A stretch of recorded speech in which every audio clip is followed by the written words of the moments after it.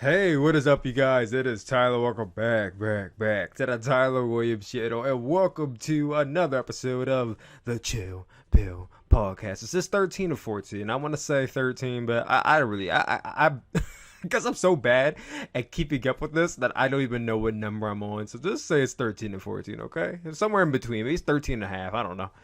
But welcome back to the Chill Pill Podcast, the only podcast that is mainly focused on pro wrestling but talks about other things that are pro wrestling related as well, and is not constituted as a pro wrestling podcast because reasons. That's what we're gonna go with. All right, reasons. We're not gonna call it a pro wrestling podcast, but it's basically a pro wrestling podcast. Guys, as of this recording, it is April the 20th 2020, and as you all know, it is National Matt Riddle and Rob Van Dam Celebration Day. I'm sure you all know what 420 means exactly. But coming from somebody who has never smoked weed, and not that I don't think I would ever say I will write it off, but it's not something I ever plan to do. Have fun out there. You guys do you, all that good stuff you guys plan on doing. If you do it, awesome. If you don't do it, awesome as well. It don't really matter to me. But have fun out there in this world where a lot of people have just nothing but worry and sadness, and it's just a very rough time. So I think a day like this, where people go out there and they post dank memes and try to think about other things, that's actually pretty cool. So I actually I don't want to say I anticipated this day, but because like it's nothing for me to anticipate about 420. But it's a day I look forward to every year. Get to see all the dank memers come out, and people you never expect to smoke weed, like, oh, I'm gonna do it just one time, and all that good stuff. So, always cool to see. That being said, we got a lot to talk about on this episode of the Chill Pill Podcast. We got the XFL. Yeah, I know, something non-wrestling related that somehow is tied into pro wrestling. Who would have guessed it, right? We got the XFL to talk about. We got AEW Double or Nothing to talk about as well. We have WWE banning Roman Reigns from TV. I mean, not really, but technically kind of. We have WWE 2K21 possibly being canceled. 2K21 could be the first in a long-running series of wrestling games to not occur. And I'll hop into that a bit later, as well as WWE Money in the Bank being held at the Headquarters, WWE HQ at Titan Towers in Stamford, Connecticut is where Money in the Bank will be held, and it has a pretty interesting, new, and very, very different concept that even I don't think I've ever thought of them doing before, that has me really intrigued about this show going into the end of my WWE cleanse, which will be on May 20th. Oh, not May 20th, May 9th. Which is a day before Money in the Bank. See what I did there? I strategically made sure it ended before Money in the Bank. Now, I didn't plan that out because I knew this was happening, but I planned it out because I planned on live stream Money in the Bank. But that's the point. Then we'll be getting into WWE being considered an essential business and my thoughts and opinions on everything going on with that. And then finally, the WWE releases regarding wrestlers, talent, staff, backstage personnel, suits, all alike, and where I think these people will go after all is said and done with this dreaded virus. So that being said, let's start straight from the top with the XFL.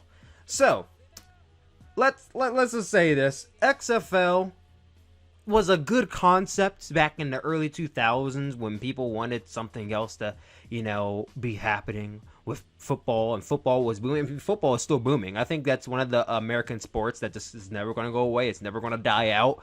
Pro wrestling, I feel like if this goes on any longer than a year, pro wrestling possibly could die out.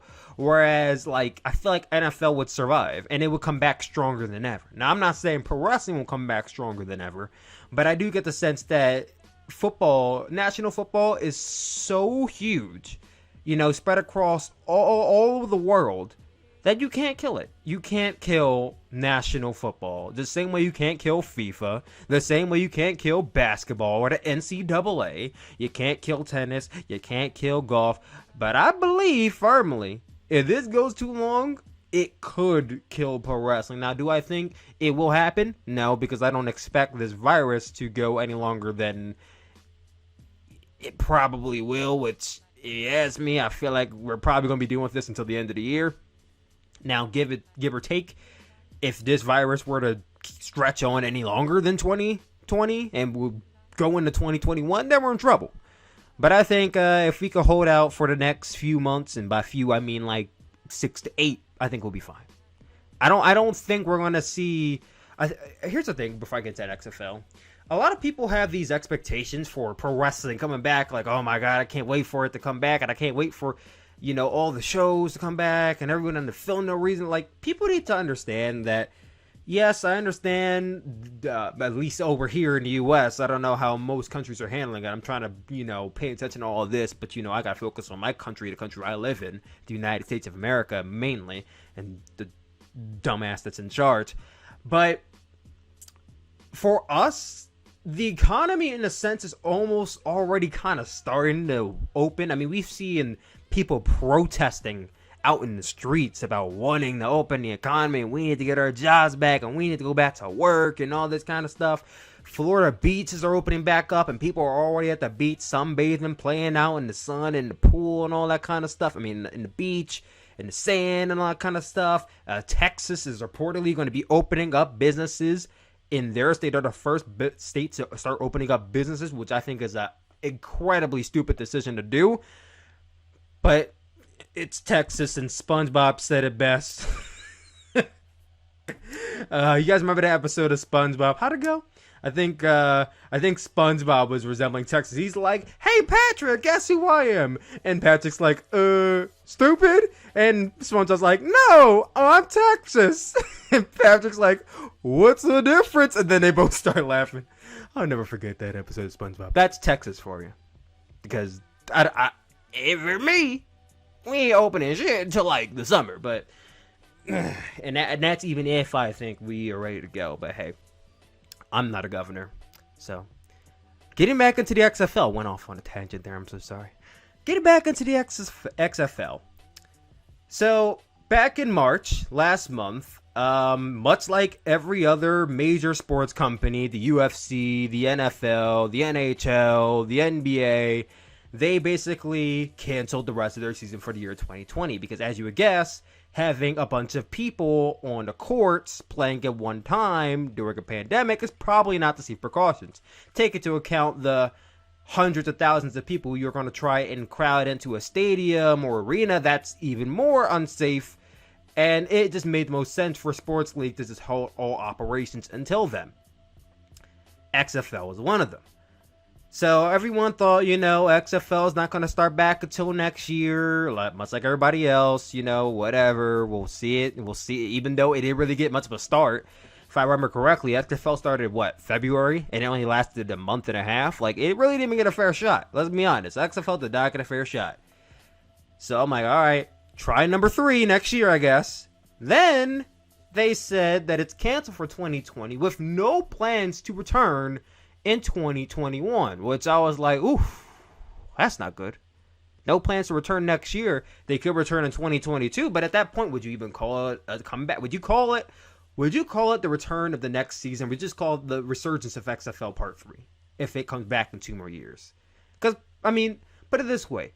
The announcement of the XFL was back in, 2017? I believe late 2017 is when Vince McMahon went on the WWE Network or ESPN and announced the XFL was coming back. If we had to wait 2 to 3 years for this thing to actually come back into fruition, having to wait another 2 years would just be the resurgence of it again. So that already had me doubting whether this is actually going to still happen. Then this past week, XFL reported to ESPN that they have suspended all operations, fired all of its staff and players, excluding some suits. As you guys know, I call executives and business people the suits. And have officially filed for bankruptcy. They have filed for bankruptcy, and to me, that means the XFL is over. It is done. They're not coming back. That is it. They fired everybody, and they already submitted to defeat. This is it. This was the second run of the XFL, and I know for a fact Vince McMahon probably broke down in his office somewhere and cried for a few minutes before he got his shit back together and said, "You know what? I'm gonna release my anger by releasing some people." So, I mean, maybe probably not, but it's gotta suck, man. It's gotta suck. And listen, we could rag all day about Vince McMahon being a despicable human being and all this kind of stuff. And yeah, he's a visionary, but he has a shit ton of flaws. But this man, I mean, let's just call a spade a spade. He brought the XFL back basically as a way to stick it to all the people who called it a failure the first time. Because back in the 2000s when they first launched, I believe on NBC, the XFL was a football league, yes, but it was almost shot like WWE. They had backstage segments, it had Vince McMahon in part of it, cutting promos. It literally felt like pro wrestling mixed with NFL. And a lot of people did not like that. They did not like pro wrestling mixed in with their NFL. I don't want this fake shit mixed in with my sport.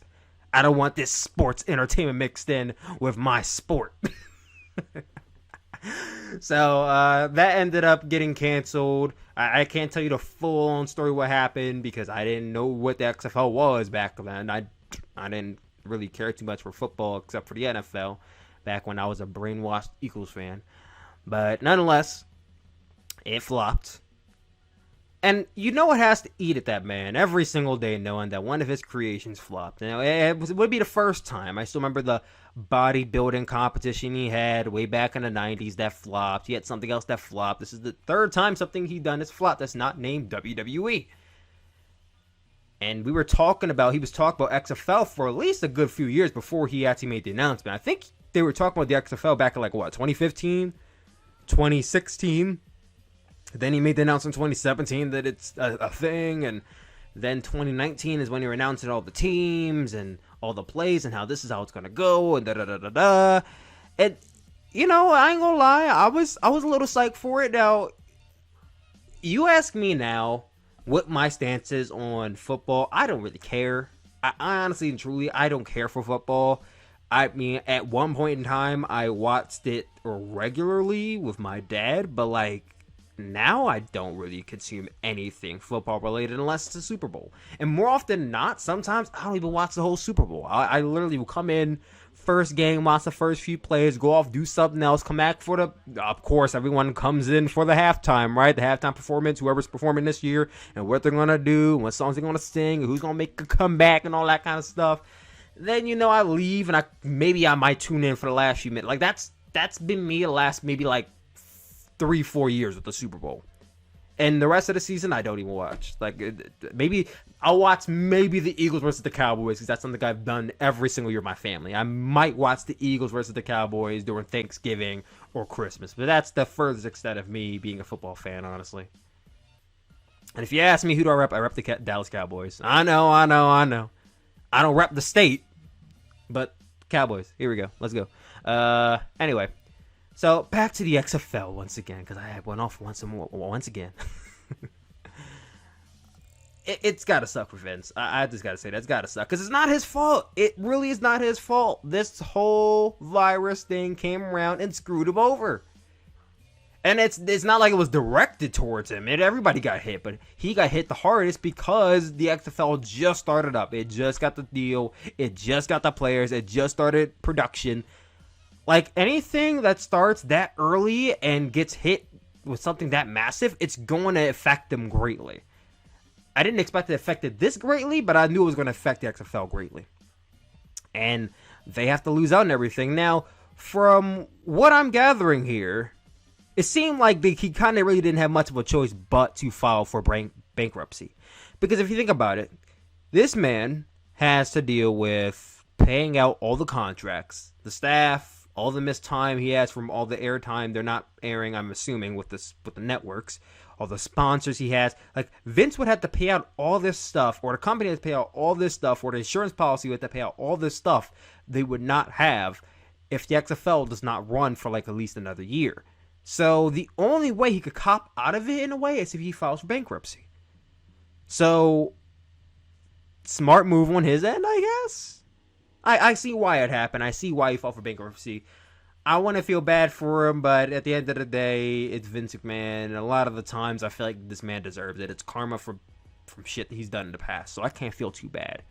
I do feel bad for all the people, all the players, all the staff, all the execs who got laid off, because at the end of the day, it might be his company, but there are people working underneath him that got laid off. And I'll talk about all the people under WWE's banner who got laid off way later in this podcast, but they lost their jobs too. And hopefully they can all recuperate and they're all good with their families and all that good stuff. So, rest in peace, XFL 2020 to 2020. It did not have a good run. It did not have a good shelf life. Maybe we'll see it again in 5 years. Who knows? But now let's talk about AEW. Am I the only person who is like a little bit intrigued by the way people say the letter W? Like, I feel like it's so diverse. The letter W. Like you get people who say W, you get people who say W, you get people who say W, or like I don't know. I find that letter like very like just the way people pronounce it. Like I feel like everybody has their different way of pronouncing the letter, but that's just me, and that's just how I perceive it because I hear the words WWE and AEW thrown around all the time. So that's a weird quirk. Leave me alone. All right. So AEW Double or Nothing canceled, kinda. While the show is no longer emanating from the MGM Grand Arena in Las Vegas, Nevada, and has since been rescheduled from the MGM Grand Arena in Las Vegas, Nevada, to May 2021. So the show looks to be rescheduled for the arena to next year. It looks as if the show is still planning to happen on May 23rd of this year. As per All Elite Wrestling's website, and I quote, AEW's Double or Nothing event will be televised on pay-per-view as scheduled on Saturday, May 23rd at 8 p.m. Eastern Time, 5 p.m. Pacific. Additional details related to Double or Nothing, which was initially scheduled to be held at the MGM Grand Arena in Las Vegas, will be revealed in the weeks ahead, with features of the event itself ultimately being determined by the latest guidance of the national and global health authorities. The highly anticipated event will be available for purchase via in-demand cable operators, DirecTV, Dish Network, and BNR Live. International fans can purchase the event at Fight TV. Now, I'm going to be honest. If you guys honestly thought Double or Nothing was still going to happen, I don't know what to tell you. You guys should have saw this coming. I mean, if y'all listening, my friends Alex and Alejandro, they were planning to go to Double or Nothing. They were trying to convince me to go to Double or Nothing. Now, this was way back in like the beginning of the year. They wanted me to go to Double or Nothing, and I'm like, I don't know. I'm going to WrestleMania weekend this year. I just came back from Tokyo. I got to see how my funds are looking because I can't travel everywhere, man. I literally have a job. I pay bills. I don't have an infinite bank account. Like I can't go everywhere. You know what I mean? I want to, but I can't. So I'm like, I don't know. I have to think about it. Then everything started happening with CV, and all these events started getting canceled one by one. Now, remember, WrestleMania got canceled first. Technically, it didn't get canceled, but it was taken out of Tampa first, before Double or Nothing was even, written off. And as soon as WrestleMania got canceled, I said, guys, you gotta accept the fact that Double or Nothing's gonna get canceled too. I'm sorry. If you think that AEW is the end all be all and they're exempt from this, then I don't know what to tell you. Like, it's gonna get canceled.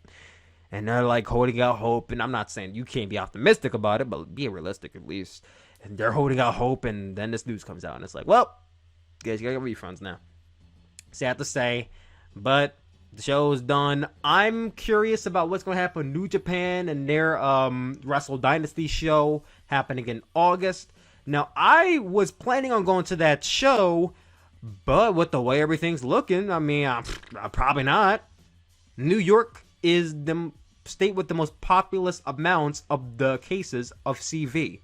And even if the economy opens before August, I don't know if I want to go to Madison Square Garden surrounded by all these fans who God knows who has what. It's like, I don't know if I want to do all that. That sounds very risky to me. Unless we have a cure, I don't know if I'm going to be traveling to any arenas or any venues for anything. So yeah, I thought this was a good take for AEW to cancel the show, as they should have.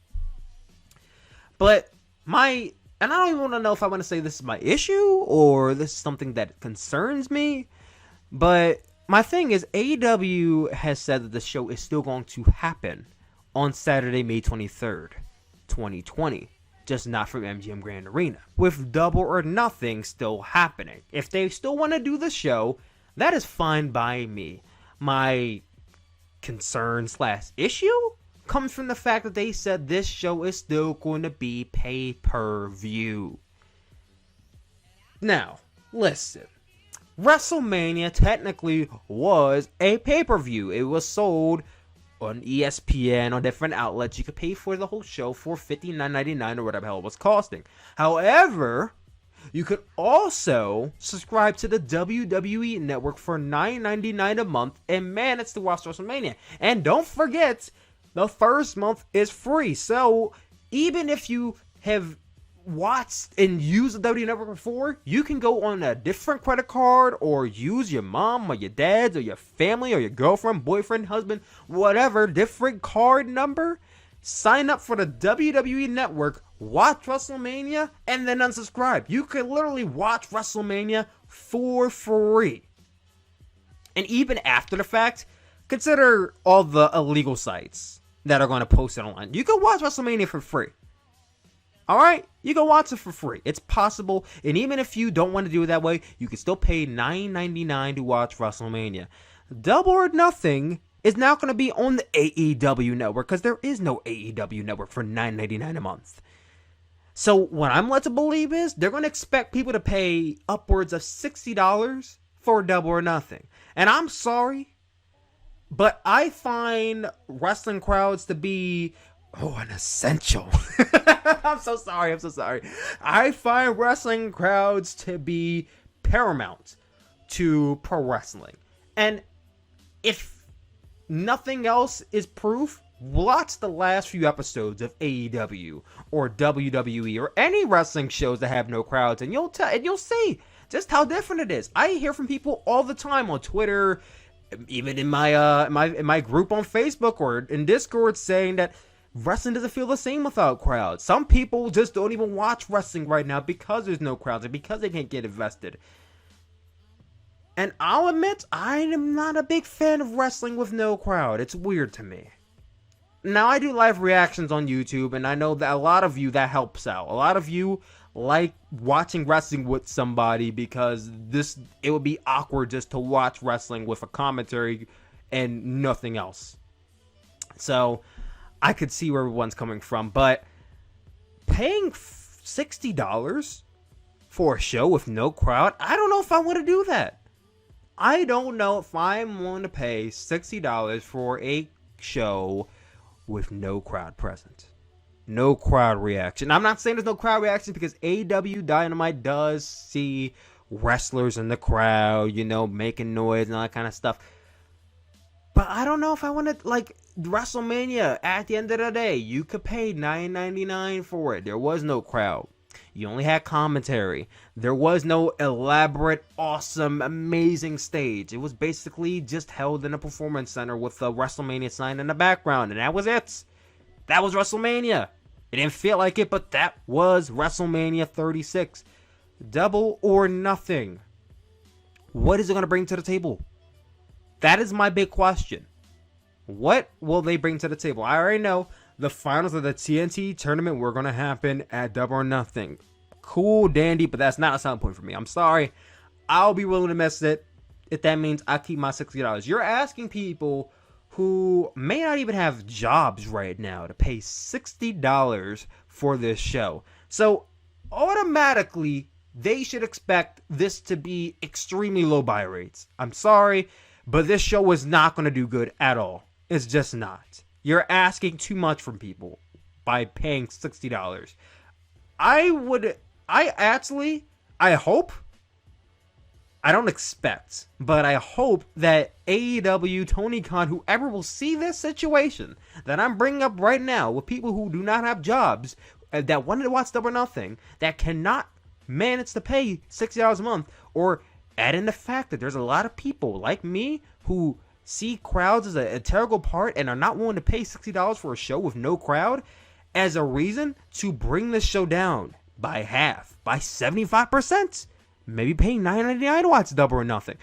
They have a better chance of probably making more money by downsizing the pay-per-view price than they do if they keep it at the price that it's at right now. There is, in my opinion, I don't think there's any match they could possibly do. And I'm trying to think off the top of my head. Is there a match they could do that will make me say, you know what? I'm buying this show come hell or high water. Unless they strike a deal with New Japan tomorrow and they say, we going to lend you Okada, we going to lend you Tanahashi, we going to lend you Ibushi, we going to lend you Naito, and we going to have you do a dope-ass 8-man tag team match, New Japan versus the Elite. I don't see myself buying the show. I'm sorry. I don't see myself paying $60 for Double or Nothing. Unless they drop the price of this show, I don't see myself paying money for it. I just don't. $60? No. I'm sorry. I want you guys to comment down below. Where do you stand? Are you willing to pay $60 to watch this show? No crowd. No elaborate stage. Not much glitz and glamour. Just a pro wrestling show. Held in probably the Nightmare Factory. The same venue they've been holding the last few Dynamites. Maybe Daily Place allows them to hold it there. But just a regular empty arena show. Are you willing to pay money to see that? And I'm sorry, I'm not going to. I will miss the show live. I will watch it back. However I see, if my friends pay, like if my friends decide, okay, let's go all in, let's split it up, and they say, all right, you take 10, you take 10, you take 10, like that, yeah, okay, fine. If we all split up, I'll pay it. But I am paying the whole $60 for it. That's not happening. So I want you guys to comment down below. What do you guys think about it? Are you paying money to see it? Comment down below. Let me know. I want to see what the general consensus is.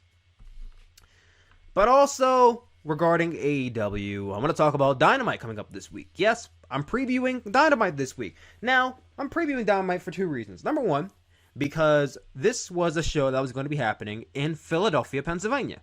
Which, as you guys know, I live near Philadelphia, from Philadelphia. I was going to go to the show. I was taking my nephew, my 10-year-old nephew, to his very first wrestling show. I was going to take him to this show, and it was canceled. So this was the show that I originally had plans for, and those plans have come up in crumbles, just like WrestleMania weekend did. Except I didn't lose too much money on WrestleMania as I did. I mean, on this show as I did on WrestleMania weekend. The flight and Airbnb, fuck. But yeah, I wanted to preview this show because this is the show I was really going to. And on top of that, if you guys don't know, my birthday is the day after. I was a April 23rd, 97 baby. I'm going to be turning 23 years old. I share a birthday with the likes of Jamie Hayter, and I believe Britt Baker was born on April 23rd. Was she? Let me check real quick. I think she was born on April 23rd. Yep, Britt Baker as well. So I share a birthday with Jamie Hayter and Britt Baker, and none other than the greatest of all time, John Cena. Yep, I share a birthday with all those guys, all those ladies, all the like. So I figured I'll preview this show as it is the Philadelphia/birthday special episode of AEW Dynamite for me, at least. There's only 4 matches confirmed for this show so far, one of them being that Wardlow is going to be in action. Now, they don't say who he's facing. They just say in action, so could be a squash match. It probably will be a squash match. Last time we saw Wardlow in the ring was in a cage match against Cody last year. Or was it this year? It might have been this year we saw him in a cage match with Cody. Was it this year? When was at Revolution? Revolution was in... Okay, yeah, it was definitely this year. It was this year. It probably was like... It had to be early February when we saw that match. Yeah, it was earlier this year. Last 2 months were the last time we saw Wardlow in the ring. Stepping back into the ring. Now, remind you guys, before they decided to cancel all the shows, one of the matches they were building up was a match between Wardlow and Luchasaurus. Now, could it be Luchasaurus? I would like to think if it was going to be him, they would have announced his name to bring more viewers in, because Lord knows AEW needs them viewers. They've been falling off drastically ever since this started. They need those viewers. If it was going to be a big name versus Wardlow, they would have announced it. I believe it's going to be a job guy or a indie name or something like that. He's going to go in there. He's going to squash him. What is it building up to? I don't know. We'll see in due time. We also have Darby Allin versus Sammy Guevara. The winner will face Cody in the semifinals of the TNT tournament. I'm looking forward to this match a lot. If you guys remember, they had a match at AEW Revolution that I thought was kick-ass. It was great. Now, Revolution overall was a great show. It had 2 duds, but overall that show top to bottom was a great show. And I'm glad that was one of the lasting images for AEW's pay-per-view before everything went to shit. Darby Allin vs. Sammy Guevara was one of those matches that really showcased both men. It showed you all they could do, and I think it made stars out of both Darby and Sammy if they weren't already stars to this point. Who wins this match? A lot of people already have their bag in on Darby, but I will add out Sammy. I think Sammy is a credible person to face Cody. Now, mind you guys, the very, very, very first match on AEW Dynamite history was Sammy Guevara versus Cody. So it would make sense, it would be poetic in a sense, if Sammy Guevara would have his rematch against Cody, this time the challenge for the first ever TNT champion. Or you could do Darby Allin, who Darby and Cody had their fair share matches in the past, the first being at Fyter Fest last year, the second being on Dynamite, I think, last year as well. They've had a tag match with each other. They've had their fair share of encounters, and every encounter, every match has been really good. So, of course, the third match is going to be just as good, if not better. And I think everyone kind of is a little divided, because a lot of people say if Sammy wins, then obviously Cody's going to go on to the finals. People don't see Sammy winning the whole thing. But then you talk about Darby winning, and a lot of people are twisted. They're like, okay, well, we can have Cody win and go on to face Lance, as everyone predicts the final half is going to be. Or they have Cody finally take an L to Darby, and Darby moves on to the next round. So you have a lot of scenarios you could happen with this match. What do I think is going to happen? I think Darby's winning it. I think we get the third Darby versus Cody match. And who do I think wins that? Excuse me. Hope you didn't hear that burp. I'll be doing my predictions in another video for who I think wins that Darby Allin versus Cody match for the semifinals. Then we get on to the next match announced for this show. Orange Cassidy makes his AEW Dynamite singles debut against Jimmy Havoc. On the last episode of Dynamite, Jimmy Havoc laid out Orange Cassidy, and I said in that moment, if they did all this with Jimmy and Orange Cassidy, they're not building up to a singles match, that was fucking stupid for them to do. Because Orange Cassidy is a guy they've really protected. And while it's not like protected in the sense that, oh, he hasn't taken any losses, he hasn't done, nobody can touch him, nothing like that. They protect him in the sense that, like, Orange Cassidy, he's over. We can all admit that. I believe he's the best merchandise seller in all of AEW right now. He always is somehow in, like, main segments, in the background somehow. He keeps to himself. He's one of those guys that, like, you can put in a slot and the crowd will go nuts for him and anything he does. He has his character down packed. He knows what to do. I don't want to say he's a ring general, but damn, like, this dude knows how to work. And I gotta give Orange Cassidy all credit in the world. So I'm all for this. I'm excited. I'm genuinely excited for this match, knowing just how amazing Pac versus Orange Cassidy was at AEW Revolution. However, he's going up against Jimmy Havoc.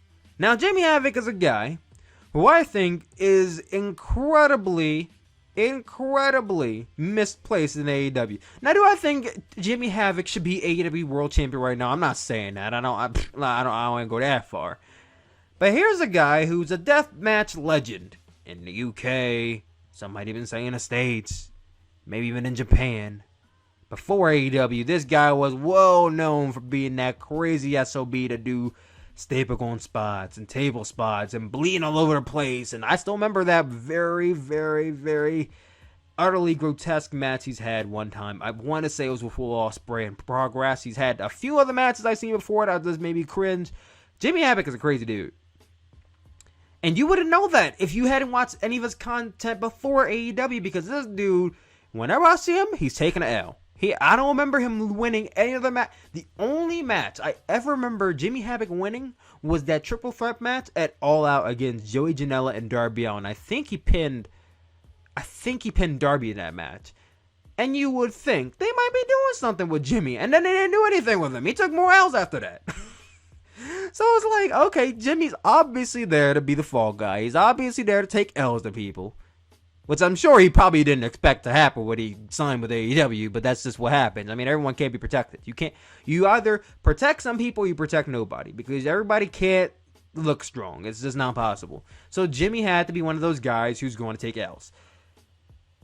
Do you have Jimmy Havoc win this match? Unless they do something to him? No. Unless they plan to actually, finally do something with Jimmy Havoc, he is taking the L to Orange Cassidy. Even if they did, he should take the L to Orange Cassidy, because Orange Cassidy is over. Orange Cassidy could very well, as over as, and you wouldn't tell because there's no crowd, but as over and as incredibly popular as he is, I would dare say he's a potential TNT champion one day. I would dare say that. Now, AEW champion, that's a far stretch. I feel like people would be very conflicted if Orange Cassidy was the main champion in AEW. But TNT champion, I think it could happen one day. And this could be a perfect segue into him having a very good singles career at AEW. I think after some point he might break away from Best Friends, but you know, nobody has to turn on one another. I'm tired of the whole, got one guy turns on his tag team partner and that, like, I'm tired of that shit, bro. It's so overplayed. Orange Cassidy literally can just leave the Best Friends and one day join back up with them or join up with them whenever they need him. But if they want to do a singles run with Orange Cassidy, do it, bro. This is the best time. Who's gonna complain except for the internet marks, right? But that being said, we then move on to what I assume will be the main event at this point, from the way it's being built up. Dustin Rhodes versus Simp Sabian. I mean, I call him Simp Sabian, but Kip Sabian. Now, this is what I believe will be the main event of the evening, because of the added stipulation that was just added a few days ago by Dustin Rhodes himself.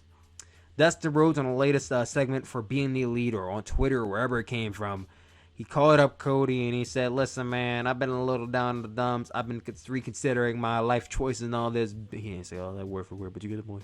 I'm reconsidering all my good stuff and all that. And, you know, if I cannot beat Kip Sabian, I'm done. I'm retiring. And I just was sitting there like, what? Like, why? Why would you put your career on the line against Kip Sabian? Now, I don't want just to be a knock Kip Sabian, because Kip Sabian's a good talent. I just feel like the way he's been booked, I can't, he's in the same boat as Jimmy Havoc for me. It's like, he's a fall guy. You know what I mean? He's a fall. He's just in the same boat as Jimmy for me. I think they're both good. I really do, but they're not going much further than where they're at right now, at least in this general moment. But Dustin Rhodes putting, like, if he did it against Lance Archer, and which wouldn't make any sense because I think Lance Archer was going to beat him. If he did Lance Archer, if he would have did it against somebody bigger, okay. But against Kip Sabian would be the guy to retire Dustin Rhodes. His long legacy, been running for 30 years, ends at the hands of Kip Sabian. That doesn't make any sense to me. It doesn't sound credible. It's like having Kurt Angle have his final match against Baron Corbin at WrestleMania and lose. But of course, that would never happen, right? Right. So, looking at this match, I don't really see any other scenario except for Dustin winning. I think they added this just to make it feel more important and for everyone to, you know, but maybe Dustin's getting old and it's his time and he's going to go into that backseat producer role, but he ain't losing this match. He's not moving. He's moving on. I believe Dustin will be facing Lance Archer in the semifinals, and we'll get Cody versus Sammy on one side. Cody versus Darby on one side, and Dustin versus Lance on the other side. What happens in the final round? Well, I will tell all in another video. Maybe Chopa Podcast episode 14, 15. Who knows? Getting away from AEW, we hop into WWE once again.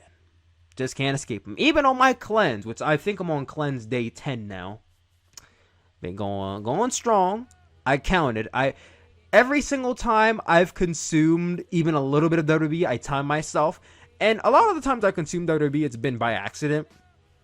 Like, you know, accidentally clicking on a Twitter video and I remembered, oh shit, like I'm on a cleanse, I can't watch this.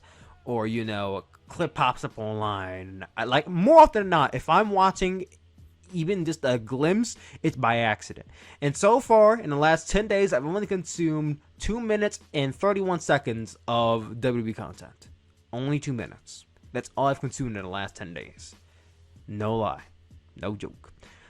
But back into WWE here. WWE has banned the name Roman Reigns from TV, as it has come out from multiple news outlets and dirt sheets that talent among the like are prohibited from saying the name Roman Reigns on TV. Which at first I laughed, because I said, how petty of Vince McMahon to say that you can't say Roman Reigns on TV because he's no longer... Because let's be honest, when we all heard this, we all thought, well, since Roman Reigns pulled out WrestleMania, Vince is being petty. And that's everyone's first thought, obviously.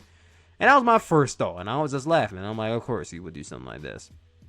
I was a little shocked because I'm thinking, okay, this is his pet project for the last, 6 years going on. 7 years, really.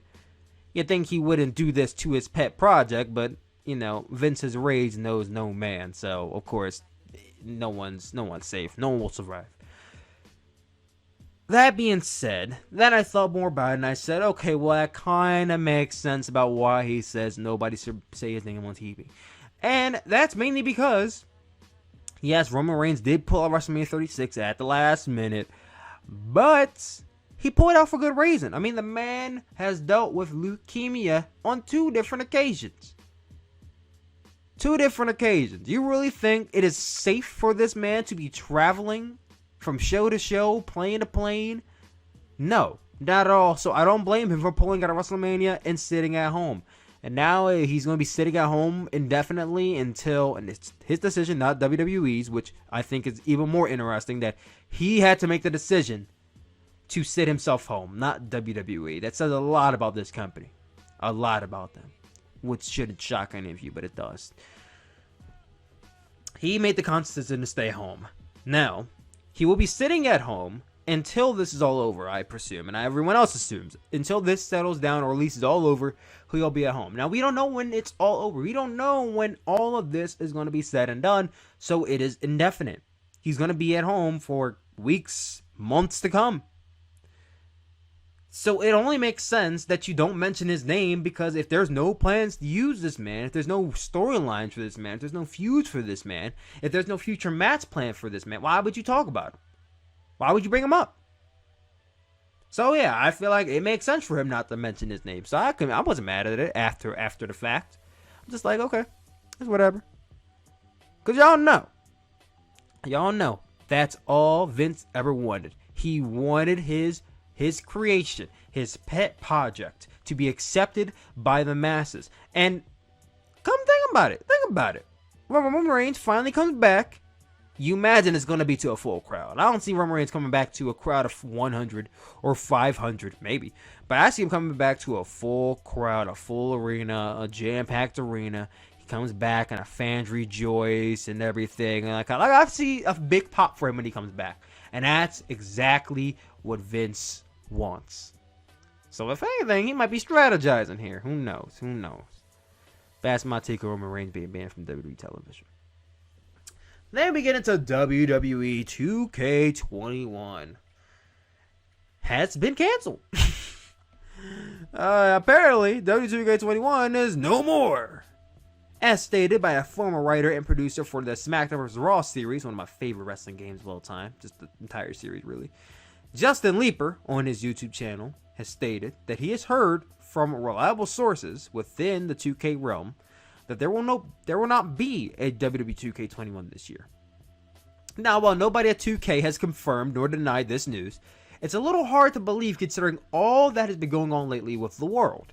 The previous game being a pile of dog shit aside, we are going through a worldwide pandemic in the CV. That being said, many companies have suspended operations and sent their employers home to quarantine in this time. Video game companies consist of big teams of people coming together to work on one project, whether it be the producers, the writers, the directors, the game designers, the game animators, the sound people, the visual people, everybody who works in the studios. I mean, the grip design, there are the voice actors.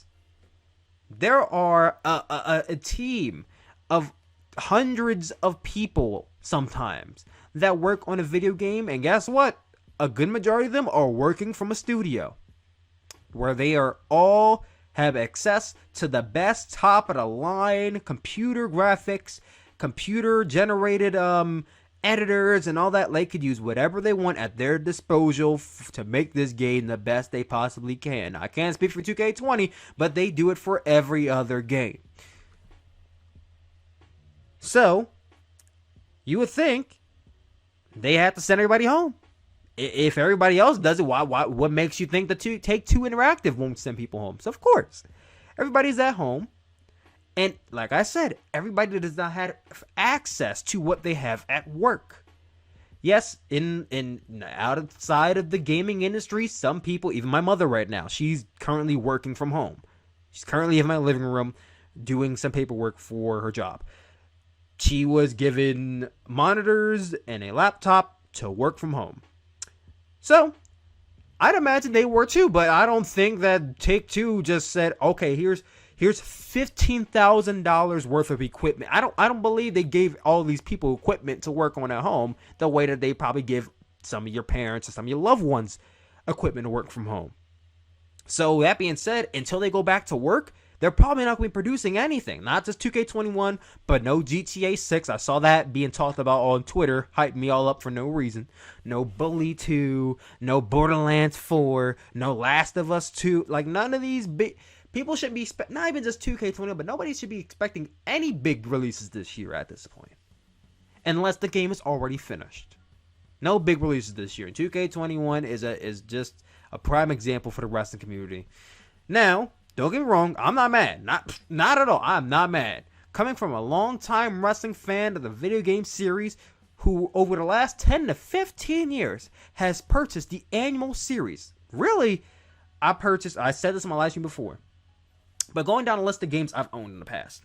I've owned the very first SmackDown game, WWF SmackDown. That was the very first video game I ever played, which you could say is the catalyst for me to be a wrestling fan. But WWF SmackDown, WWF SmackDown 2, WWF SmackDown Just Bring It. I didn't own Shut Your Mouth or Here Comes the Pain, so I can't really count those. But then you get into the rest of the series I've owned. SmackDown vs. Raw, I've owned.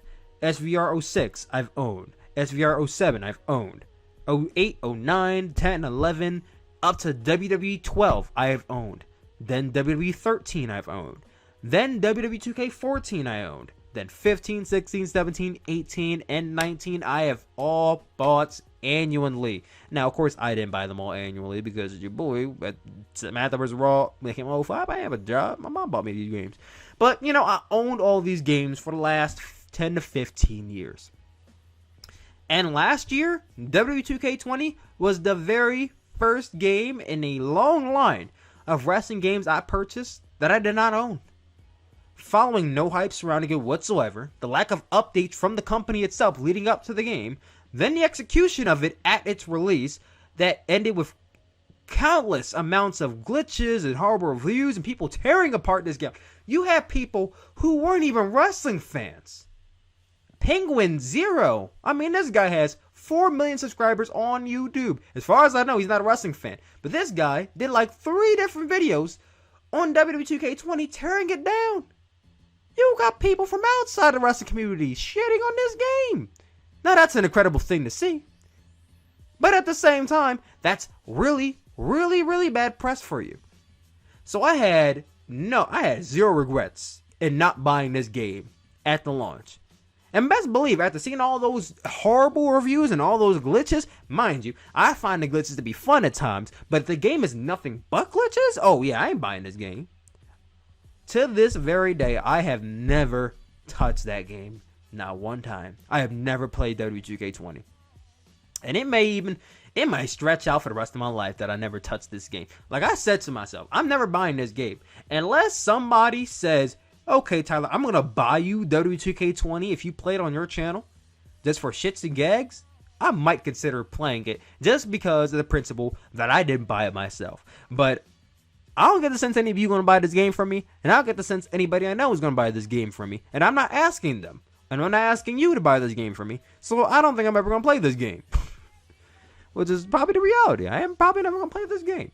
So, that being said, when I hear that 2K21... a game that is the successor of the 2K20 game is not coming out, best believe I am not upset. So I say good. Good. They have time. They have plenty of time. And I can't say plenty of time because at the end of the day, we don't know when all this is going to be over, when people can return back to work. We're all just getting flooded with different information every single day about you can go back to work this day and this is reopening the economy and da da da da. We don't know. We don't have a timeline. We don't have a date. Fact of the matter is, we're out of the loop.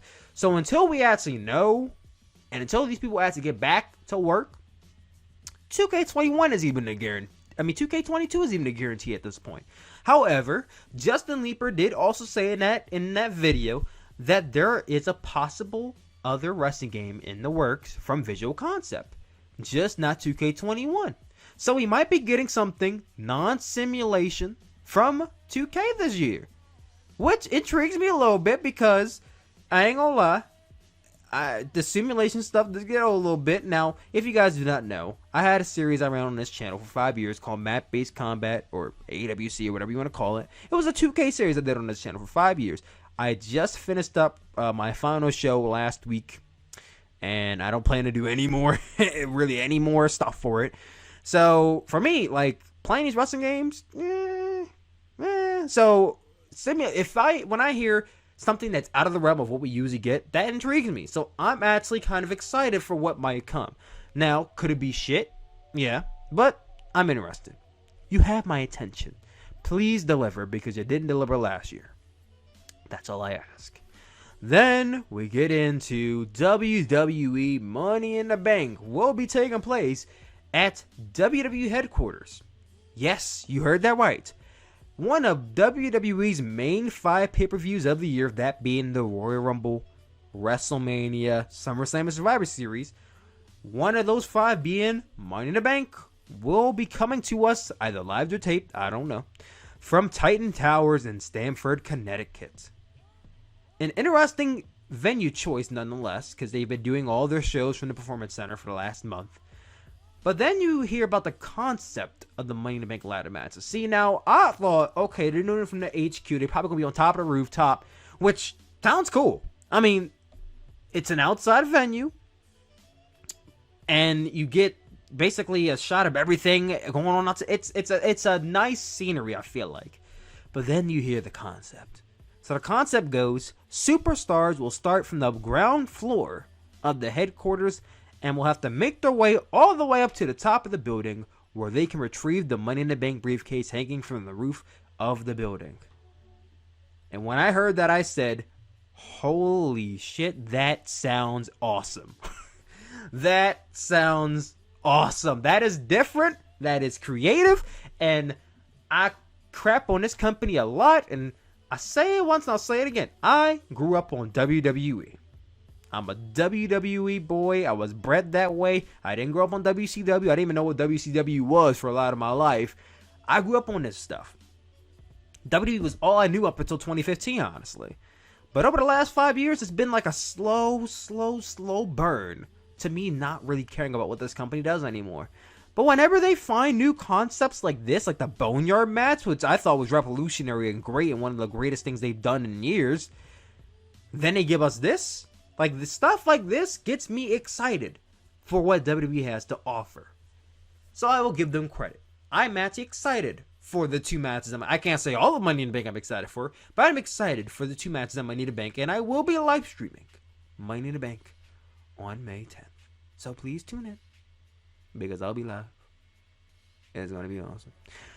That'll be my first day back from my WWE cleanse, and I'll let you guys know exactly how it goes. But then we get into the bigger news. How long am I going live for? 53 minutes? I'm going to be going for another hour and a half, I bet. WWE is now officially considered an essential business. I'm sure y'all heard the news, but I'll bring it up again. So, about a week ago. Let me stop. I'm so sorry. I'm thinking about, what's the guy's name? Bobby Shmurda? Thinking about Bobby Shmurda.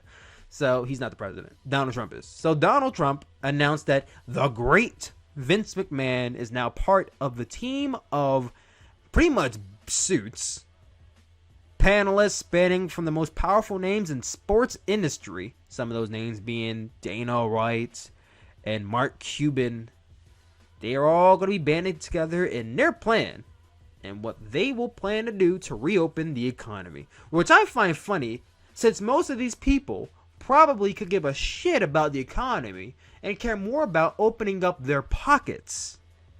So that way the sports opening, they don't care about opening up the economy so people go back to work. I mean, they do to an extent because they want the people who work for them to go back to work. And they want the people who don't work for them, who are fans of their sports, he wants them to go back to work so they keep feeding their pockets. Do you think these people care about your job? They don't care about your job. They care about the money you make from your job. And they know that the money you make from your job will go to them if they get back on their feet much faster. So that's why they're probably going to try to reopen the economy next month. Probably earlier than that, I expect. Texas is already one that's opening up early. We'll see what happens to the rest of it. But Vince McMahon is part of that team of people. And with that being said, this also came in the same week where a week after WrestleMania 36, having only Raw and NXT taped for that week, the Orange County Mayor, Jerry Demings, said in a press conference regarding the statewide lockdown for Florida that with some conversation within the governor's office regarding the governor's order, they were deemed an essential business. Demings said, and so therefore, they are allowed to remain open. This gives WWE space to use the Performance Center, or really any area in Florida if they want to at this point, to tape and go live from. Which, when I heard this angered me, and I know it angered a lot of you, because how the fuck is WWE considered an essential business? It is not an essential business. If you think that professional wrestling is essential, let's look up, what does the word, let's define essential. Now I know what essential means. Let's read what the word essential means. So, essential could be defined as absolutely necessary, extremely important. It's not just WWE, but is professional wrestling absolutely necessary or extremely important to you guys? Because I'll tell you what, I love pro wrestling, but it ain't extremely important to me. It's not live or die for me. So, no, it's not. It's not a hospital. It's not, the damn CDC. It's not, your food markets. It's not essential. It's not an essential business. So, how they got deemed an essential business? At that point in time, nobody knew. Everybody was speculating on what Vince McMahon, whose dick he sucked, and who he paid off in order to get that spot. But then we got some very interesting news that pretty much basically answered all of our questions. So this comes after a super PAC, which stands for the Political Acts Committee, led by Linda McMahon, who I'm sure you all know as Vince McMahon's wife. She's been on WWE Television before, way back in the day. And she is a former administrator of small businesses under the leadership, or lack thereof, of Donald Trump, whatever you want to believe. The super PAC pledged by her committee. Why do I keep saying committee? What the fuck? Pledged by her committee was $18.5 million to both Trump, the Tampa, and Orlando markets. $18.5 million pledged to basically the state of Florida. And then a day later, they're an essential business. And Vince McMahon says, well, you know what, pal? We're going to be running shows from the Performance Center. Raw, SmackDown, and NXT will be going live. Bullshit. It's disgusting to me, the practices that's going on here. They pledge money and then all of a sudden they're essential now. And of course you get the WWE PC completely all public relation BS announcement statement from them that says, and I quote, "We believe it is now more important than ever to provide people with a diversion from these hard times. We are why can I speak? We believe I'm so sorry. We believe it is now more important than ever to provide people with a diversion from these hard times. We are producing content on a closed set with only essential personnel in attendance, following the appropriate guidelines while additional precautions to ensure the health and wellness of our performers and staff. And to top it all off, they ended it with, as a brand that has been woven into the fabric of society, WWE and its superstars bring a sense of hope, determination, and perseverance to the world. That is the biggest crock of horseshit I have ever heard in my entire life. As a brand that has been woven into the fabric of society. How do you get woven into the fabric of society? You are a professional wrestling company. I can't even say the NFL. Yeah, I could argue. You can argue the NFL is woven into the fabric of society, just how globally huge they are. You can argue that soccer is woven into the fabric of society. I mean, these things are part of the Olympics. Professional wrestling isn't even Olympic sports. It's not even considered real. People call it fake all the time. How is it woven into the fabric of society? Is it really that like well known, that respected by the world to be considered that? And then you say it brings a sense of hope and determination and perseverance.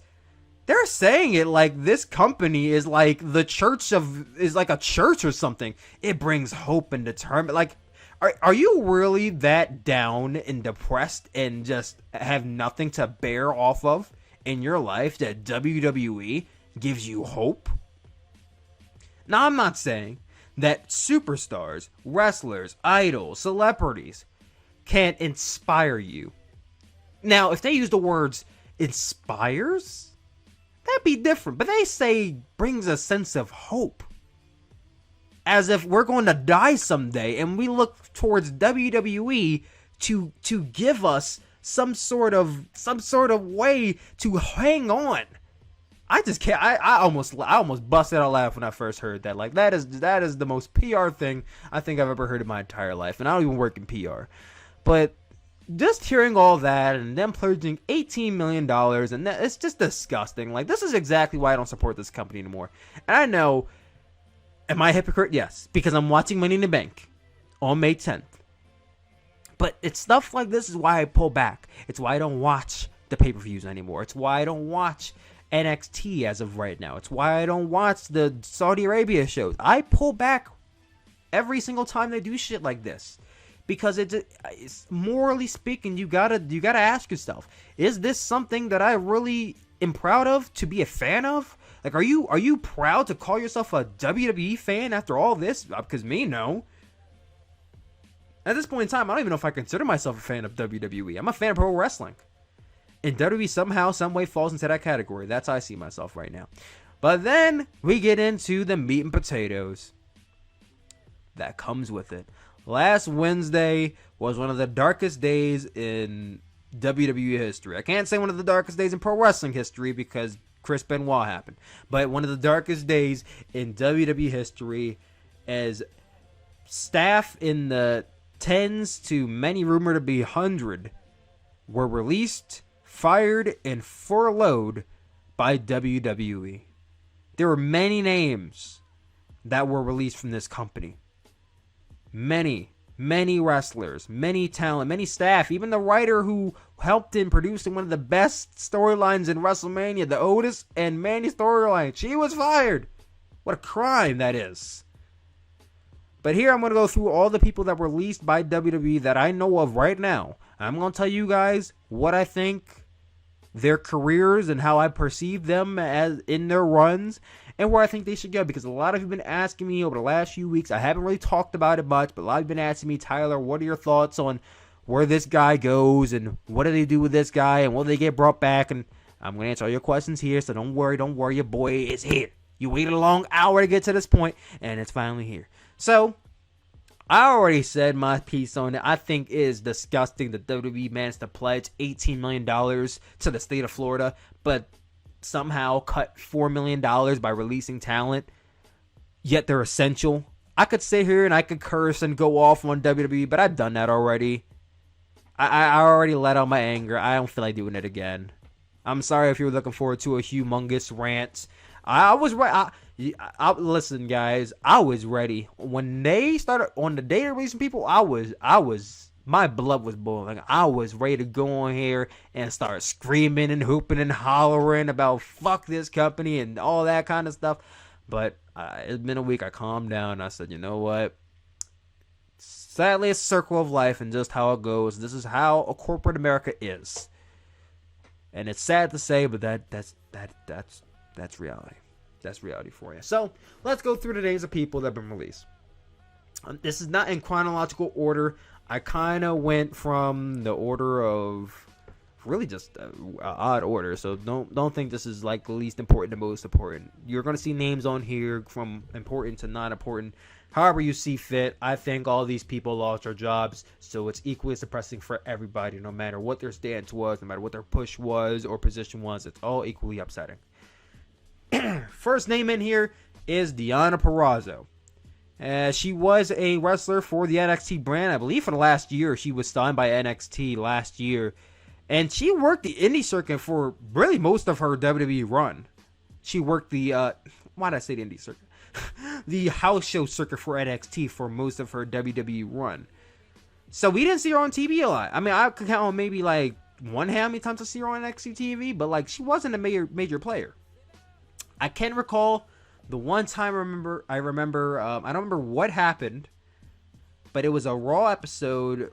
I think everyone was stuck in Saudi Arabia. I don't remember what happened, but they were low on staff for the main roster, and he had a lot of Raw and NXT guys come on Raw and SmackDown wrestle people. I remember one week they had Charlotte Flair versus Dianna Perazzo on Raw, and that was the only time I think I ever seen her on the main roster ever. After that, she went back to NXT, and then she was let go. Dianna Perazzo did not even have a fair shot, and it's really sad. Now, do I think she was misused? Do I think she deserved better? I guess that's up to you and how you perceive her and what you think of her character. Honestly and truly, I didn't really follow Dianna Perazzo enough before WWE to really form an opinion of her super big, especially because she wasn't featured enough for me to really care. So I can't really give you a full perception on what they should have done with Dianna Perazzo and how dare they and da-da. I can't get into all that. But what do I think she goes after this? Here's the thing. These guys, let's be honest, these guys are not going anywhere in the next few weeks or months. Until all this is over, they're not going anywhere.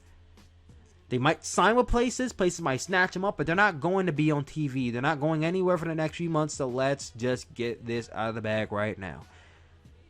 When this is all over, where do they go? Dianna Perazzo, I see her going to Stardom. I could see, because she's been in Stardom before. I distinctly remember her wrestling Momo Watanabe for the Wonder of Stardom Championship one time in 2017. I could see Dianna going to Stardom, going to Japan, tearing up down there, or maybe she's signed to AEW. But I got Stardom. I got companies listed right next to people. I got Stardom listed next to Dianna Perazzo. So I'm gonna go with Stardom. What team did she go for? Tokyo Cyber Squad, because they're all about letting in foreigners. Of course they were, I believe. What was it? What were they called before TCS? It was something Cyber Squad before that, but they were basically allowing in people of all cultures and all nationalities. So if she goes to Stardom, I think she's TCS bound. Next we have Tanara Conchie, or Conti, or whatever the hell her name is. Tanara Conchie, the very sexy Latina, Brazilian. I can't call her Latina. Brazilian or Latina Brazilian. Excuse me. I'm so sorry. The sexy Brazilian wrestler for the NXT brand. Now, she was on TV way more than Dianna Perazzo was. I'll say that much. I don't remember her really being that good, if I'm being honest. But she was definitely featured on TV a few times, mainly to lose and take L's to people. But I never got the sense they were really going to do anything with her. I got the sense she was from the Mae Young Classic. She was good looking. She had potential. They snatched her up. And they gave her some TV time because they needed people to take L's. And that's all she was for her time being. Then she got released. So where does she go from here? I see her working the indies. I don't see any major company snatching her up, but I'm gonna say independent. She goes to the indies. Now, there were a lot of off-screen NXT talent that were released. A lot of people that worked in the Performance Center that we never really got a chance to see on WWE Television. One guy by the name of Alexander, who I believe was a androgynous or somewhere along the lines of a Velveteen Dream-like character on the House Show circuit for NXT. He got released. Another guy got a few people got released off-screen. And it's sad for them because they never, like I said with Dianna, they never got a fair shot. They never got a chance to see what they can do on television. So I think a lot of those guys who never were actually on TV are going to work the indies, because I don't think companies like AEW are just going to sign any name just because. Like, I think they're going to be working indies for a while. Then we get into a name, Cassius Ono, who was not confirmed to be released, but heavily rumored to have been released by WWE. Cassius Ono was a revolutionary independent star. That was one of the independent wrestlers you heard the name of the most, whether it be in early 2000s with Ring of Honor, or working independent house show circuits, or even in the late 2000s before he signed with NXT. You always heard the name, and even when I was younger and I didn't know anything about the indies, one name I did hear a lot was Chris Hero. And I saw a few of his matches in independent shows, and I was like, oh, this guy's pretty cool. So Cassius Ono is a kind of a big release for them. That was a guy they relied on a lot to take L's for people. He was a enhancement talent. I mean, let's be honest. He was not a top guy in NXT. He never was, and I never got the sense he would be. He was an enhancement talent. He was there to put people over. He was there to make people look good. I distinctly remember his debut match. Not his debut match. Matt Riddle's debut match against them. He squashed Cassius Ono. And then Matt Riddle's second match was at NXT TakeOver Arizona. I was there for it, where he had a match with Cassius Ono. And when the match started, I went to get something to eat and I came back. Like, that's kind of Cassius Ono for you right there. I'm going to be respectable because the guy was really good. But where do I see him going? Honestly, I see him going back to the indies. I feel like he was bred on the indies. He was made on the indies. I think he's going back to the indies to make a big name for himself over there. He's probably going to be like a David Starr in the indies. He's going to go around, do big matches, make big money. Maybe get signed by Ring of Honor, but I think he's going to the indies. One name I don't have on this list, but I'm going to throw in there right now, is The Revival, who were released on April 10th, like 5 or 7 days before all this happened. They already trademarked their names, Cash Wheeler and Drax or Dax Harwood. I get the sense they're going to AEW. They're just bound for them. I think they're going to AEW. That's kind of just it for them. I hope the best, and I cannot wait for that match with the Revival and the Young Bucks. Well, not the Revival, but the Mechanics or whatever they're going to be. Then we get into the releases. Drake Maverick. I'm sure you all saw the Twitter video. It was really, really, really upsetting. See that guy on Twitter basically crying, talking about how he's not going to have a chance to say goodbye to a lot of the people he was friends with in WWE because people were in quarantine. They've already taped some of these shows, or people are not going to be at all the live shows. And there's a lot of people who won't be able to say bye to, and I'm thankful for this time. And it was, you saw how red his eyes were and all his lips were stammering. It was really upsetting to see that video. He is still in the, I want to say the Cruiserweight Classic so badly, but he is still in the Cruiserweight tournament WWE has coming up that I believe starts this week. He's facing Jake Atlas, Tony Nese, and Kushida. Those are his last 3 matches in WWE before he is officially a free agent. Drake Maverick, I would say he had a semi-good run for himself in WWE. Here's a guy who's, 5'6"? He's not tall at all. I think Drake Maverick is considerably pretty short. Let me see. Drake Maverick. 5'4". Yeah, he's really short. Here's a guy who's 5'4", maybe 180, 190, soaking wet, who came in here as, what was he supposed to be? What did he do before he was the manager for 205 Live? He did something. He managed somebody. And I don't remember who it was. It was AOP. He managed Authors of Pain for a good bit. Now, I, to this day, always thought it was a mismatch for him to manage AOP, but he managed AOP. After, what's his name? decided he didn't want to travel all the time. He managed Authors of Pain for a little bit. Then he became, and I can't even say then, because he literally managed Authors of Pain and was the manager for 205 Live. And he was the manager for 205 Live for a good year and a half, or maybe 2 years. So Drake Maverick, even though he didn't wrestle a lot, and he might have wrestled maybe like once or twice, and he's going to wrestle 3 times in the next 3 weeks, Drake Maverick had a good run for himself. He was on TV. I believe he was at WrestleMania one time. He did better than a lot of the guys you're going to hear on this list. Where does he go? I mean, when I think of the name Rockstar Spud, I think of him and EC3 in Impact Wrestling. So I see Drake Maverick possibly going back to Impact Wrestling when this is all over. Maybe do a singles run, maybe team up with somebody, maybe manage somebody. I don't know what he does, but I think he's going back to Impact after this. I can see Drake Maverick in Impact. Next up, we have Curt Hawkins, who also got released, former Raw Tag Team Champion. I mean, this guy's been in WWE for 10 years now. I remember him starting off. He was the Major Brothers. Anybody remembers that? The Major Brothers? Him and Zack Ryder were back in WWE ECW, the ECW in 2008, 2010. They were the Major Brothers, and then they went to the main roster with Edge as part of the Edge Heads, Edge's La Familia. One of my favorite feuds of all time, the Edge versus Undertaker storyline from 2008 to 2009, where it was Edge and the Edge Heads, Curt Hawkins and Zack Ryder, and the Big Show, and Eddie Guerrero. I'm not Eddie Guerrero. Rest in peace. Chavo Guerrero, and the SmackDown general manager Vicky Guerrero. Like literally all that huge ensemble of people, all up against the Undertaker. Like it was such an awesome feud. I love that feud so much, and he was a major part of that. And then Curt Hawkins kind of really didn't do much for a lot of time. He did not do a lot. He did not do anything. Then 2016 came around, and he was part of the draft, and it was Face the Facts. He was basically doing a Chuck Norris gimmick. That's what I remember before, that Chuck Norris Facts. Did you know that Curt Hawkins can force so-and-so to do such and such? Like, that was his gimmick. Then he made his debut, and he lost. Then he had his next match, and he lost. And he did nothing but lose and lose and lose and lose and lose and lose and lose. He literally did not win a single match for like 2 or 3 years. I think he went like a 200 loss streak, I believe. It was a gimmick. It was a gimmick of him losing. And you would think that maybe they'd give him a push, he would win and get a push or something, but it never came. And then WrestleMania 35 happened.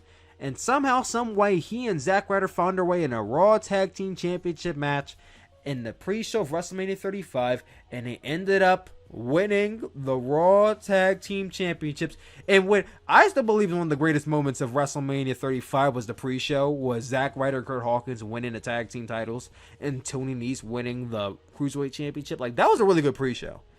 I distinctly remember that moment from WrestleMania 35. So that stuck with me, with Curt Hawkins.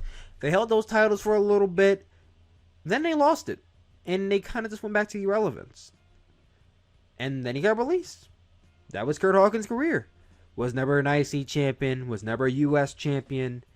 Just a one-time Raw Tag Team champion, as far as I know, with Zack Ryder. And that's all his claim to fame is. Really sad. Really sad. Never really got to see his full potential. Now, if I'm correct, he has his own wrestling school. He and Zack Ryder does. They have their own podcast where they talk about wrestling figures, if you guys are into that kind of stuff. So he has other outlets. If you didn't want to do pro wrestling at a main value ever again. But if he is, and he wants to, I see him go to Impact. This is like probably like what? The second or third person that said goes to Impact? I think he's going to Impact Wrestling. Next up, we have Carl Anderson and Luke Gallows of the OC, the Good Brothers of WWE. They first came into WWE in 2007. Now, mind you, Luke Gallows has been with WWE since 2010 when he was Festus, the mentally handicapped guy that was with Jesse. Biscuits and gravy! Make me a man! Who remembers that theme song? He would it was basically a spoof of Mice and Men. If you guys have ever read that book in high school, I'm sure you guys have. He was the mentally, I don't want to say the word retarded, but mentally retarded guy of the group. You know, he would stand there, tongue out, looking all dazed, and basically staring off into nothing. And then he would get tagged in by Jesse, and he would go, "Rah!" and go crazy. Like, I remember when I was younger, man, I marked out for whenever Festus got tagged in. Festus was the shit. To this day, I don't know if it actually happened. It might be the Mandela effect, but if I'm correct, once upon a time, Festus had a match on SmackDown against The Undertaker. Now, once again, might be the Mandela effect. Let me look this up, because I know Vladimir Kozlov once had a match with Undertaker and fucking beat him. But if I'm correct, Festus had a match with The Undertaker before. And I don't think he beat him. I think Undertaker beat him. But let me see. Festus versus... The second result is Festus versus The Undertaker. Okay, it did happen. It was on April the 11th, 2008. When Festus faced The Undertaker. Now I'm going to have to go back and watch it once the WWE cleanse is over. But yes, once upon a time, Luke Gallows faced The Undertaker. Pretty dope, pretty dope.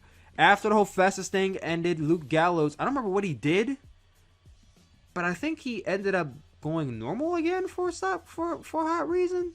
He teamed up with Joey Mercury and Serena Deeb as part of CM Punk's Straight Edge Society. And what a man, that was such a good group. I remember the Straight Edge Society. They were so awesome. After that, I believe he got released by WWE. He went to New Japan. Then in 2016, they hired him and Carl Anderson together, and they made their debut on Raw, attacking God knows who. And the fans went wild and crazy. And you know what that means? AJ Styles was feuding with John Cena for a while. He wasn't a heel yet. It was babyface versus babyface for John Cena and AJ Styles at Money in the Bank 2016, if I'm correct. And I believe it was either the day before or the day of the WWE draft when Luke Gallows and Carl Anderson debuted with AJ Styles, and they became the club. And really, for most of their WWE careers, they were just AJ Styles' henchmen. They were never really anything serious. They were Raw Tag Team Champions. I remember them winning the Raw Tag Team Championships at Royal Rumble 2018. But I don't remember anything else they did. Literally, I feel like their careers in WWE were just a big, humongous blur. Aside from that Boneyard match at WrestleMania 36. They can say they were involved in a WrestleMania main event. That is their claim to fame in WWE. But other than that, nothing else.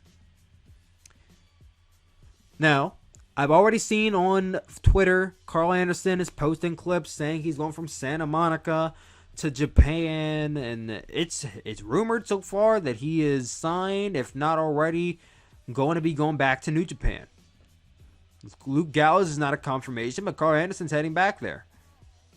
Could it be the case where both men are going back to the Bullet Club? I think it's very realistic. I think it's very possible, and I'm going to say it. I think that in due time, we're going to see Carl Anderson and Luke Gallows back in Japan with the Bullet Club.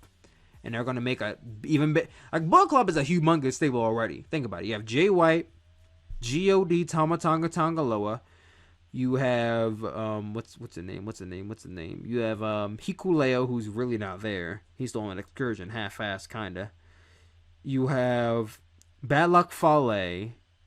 You have Yujiro Takahashi, and that's Bullet Club, right? Yeah, Yujiro Takahashi, and you have other guys. Bullet Club is a big faction. So adding them makes it an even bigger conglomerate they got going on over there. But I think it's happening. I think they're going there. Next up is EC3. And of all the names on this list, this one is the biggest crime of them all. It actually makes me mad looking at this name. Because this guy wasn't even... I can't even say he wasn't even given a fair chance. They just didn't even treat him like he was worth a damn on the main roster. Let's talk about NXT. He got signed to NXT back at TakeOver Brooklyn. I remember because I was in a crowd when I saw it happen. TakeOver Brooklyn, or was it TakeOver Philadelphia? It was one of the two. I want to say it was TakeOver Brooklyn, though.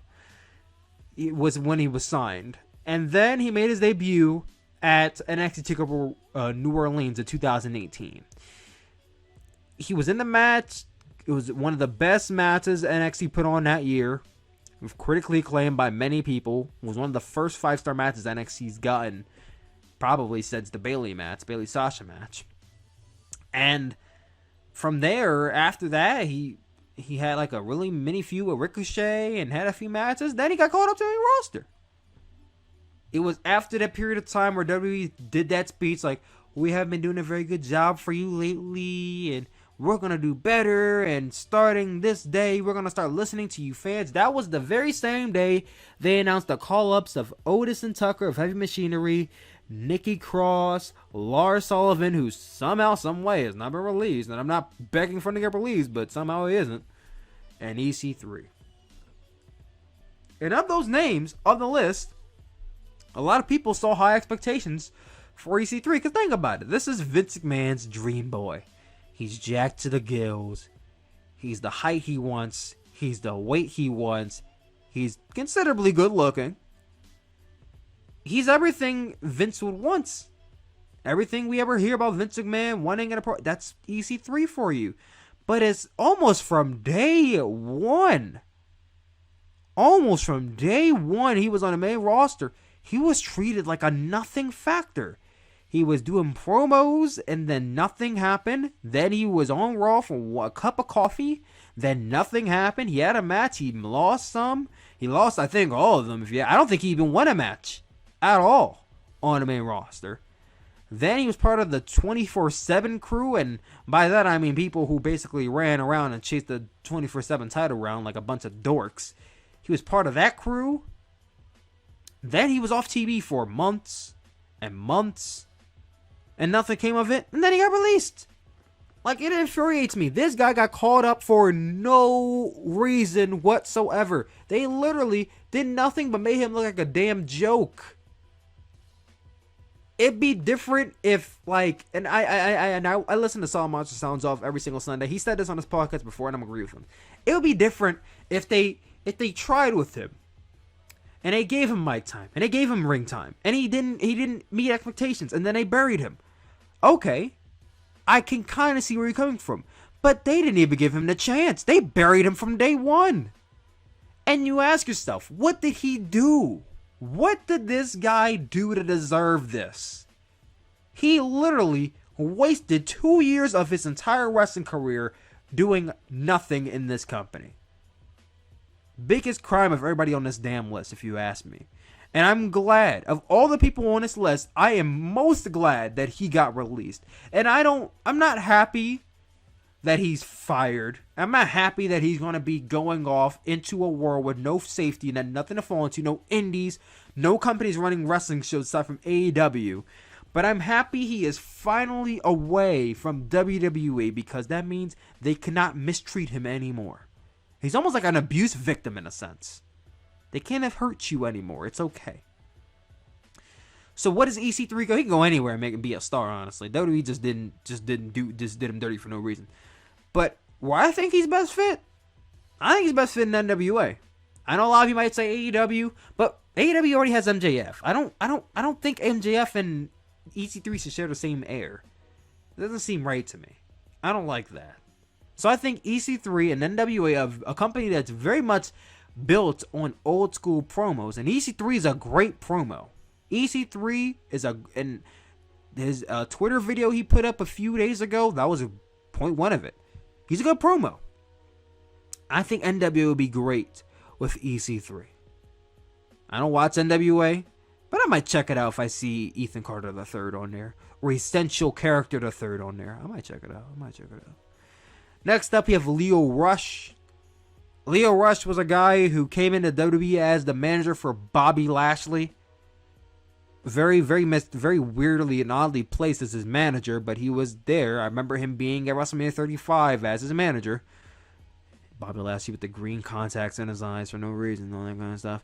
Then NXT decided, you know what? We're going to compete with AEW. And he went to NXT. He went back to NXT for a little bit. And from there, they pushed Lio Rush. They pushed Lio Rush down there. They gave him the Cruiserweight Championship. He had dope matches whenever he was in the ring. I will never, ever fault Lio Rush. Lio Rush is one of the best cruiserweights WWE has had in the last few years. This man could fly. This man could do it all. He could put on some great matches. Lio Rush was a top-of-the-line talent for WWE. A very good acquisition by them. But he got his mouth into a lot of trouble.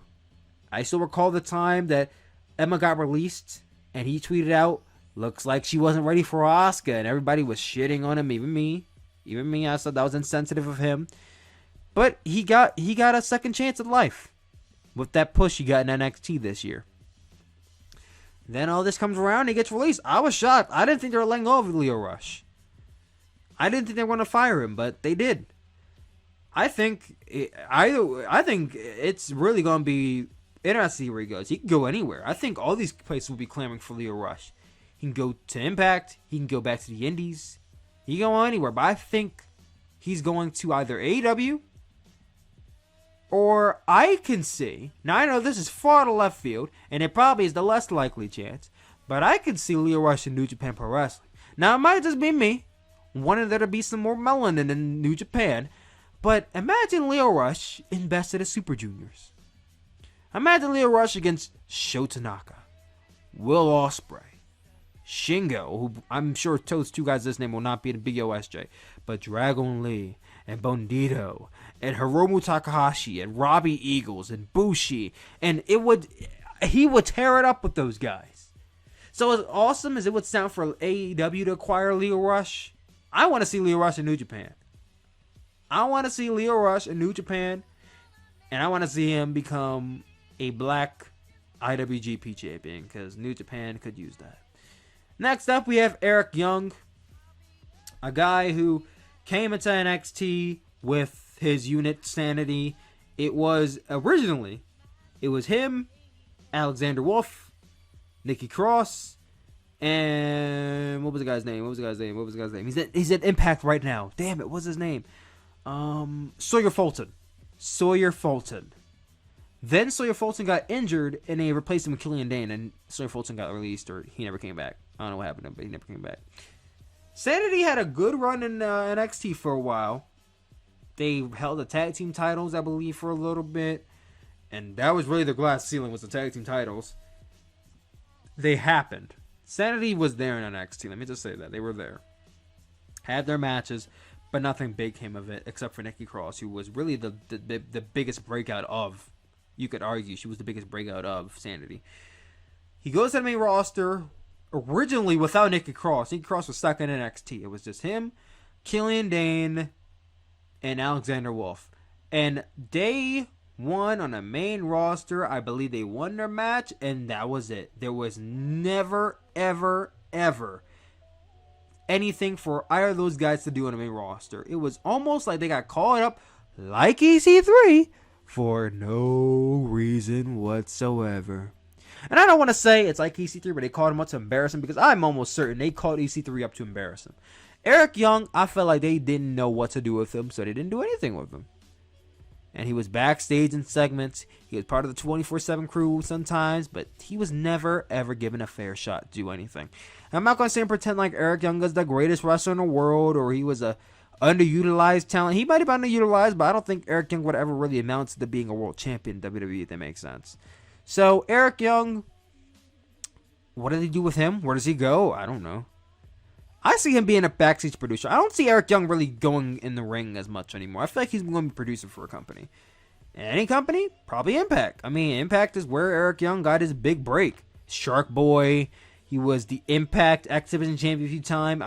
I distinctly remember him being once upon a time a Knockouts Tag Team champion with ODB. Don't ask me how that was even a thing, but that was a thing.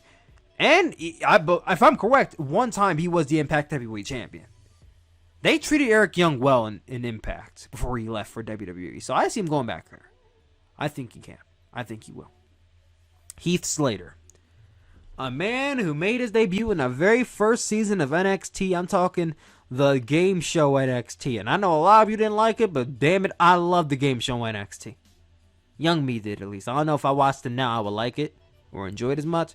But young me, I loved the hell out of that show. And Heath Slater was part of that first season. And I remember, I was rooting for Heath Slater. I don't know what it was about that guy. I don't know if it was the hair. I don't know what it was, but I liked Heath Slater. And I wanted him to win the entire thing. Him and Justin Gabriel. I was rooting for both of them to win it. And he made it to the final 3 or 4. He made it to the finalists. He was a finalist and he lost. And I said, damn, that sucks. I really wanted him to win. Wade Barrett won. And Wade Barrett was the one guy where I was like, eh. Like, Chris Jericho's awesome, but eh. He won. Then the Nexus thing happened. I was like, yeah, Heath Slater's part of the Nexus. And they gave us that beautiful theme song. We are one, we are one, we are one, we will stand together. Number one, stop. And then we also got one of my favorite theme songs of all time. Black or White. Justin Gabriel's and Heath Slater's theme song. Go look it up if you've never heard it before. If you ask me what is one of my favorite theme songs of all time, it is Black or White. Look it up. It's a cool theme song. They had their little run with them and Nexus until John Cena buried them and it became the Core. And then the Core really became nothing. They were tag team champions for a cup of coffee, an IC champion for a cup of coffee. Then Wade Barrett feuded with Ezekiel Jackson for a hot minute. And then they joined CM Punk's version of the Nexus, or however the hell that later. I don't remember how the sequence of events worked. But Heath Slater really was never built to be anything in WWE.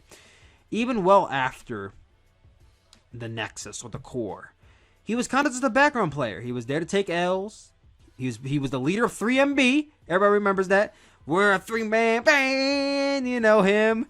And Jinder Mahal and Drew McIntyre. Look at what Jinder and Drew went on to do with their careers. Jinder Mahal being the first to become a WWE champion back in 2017. I saw the clip on Twitter.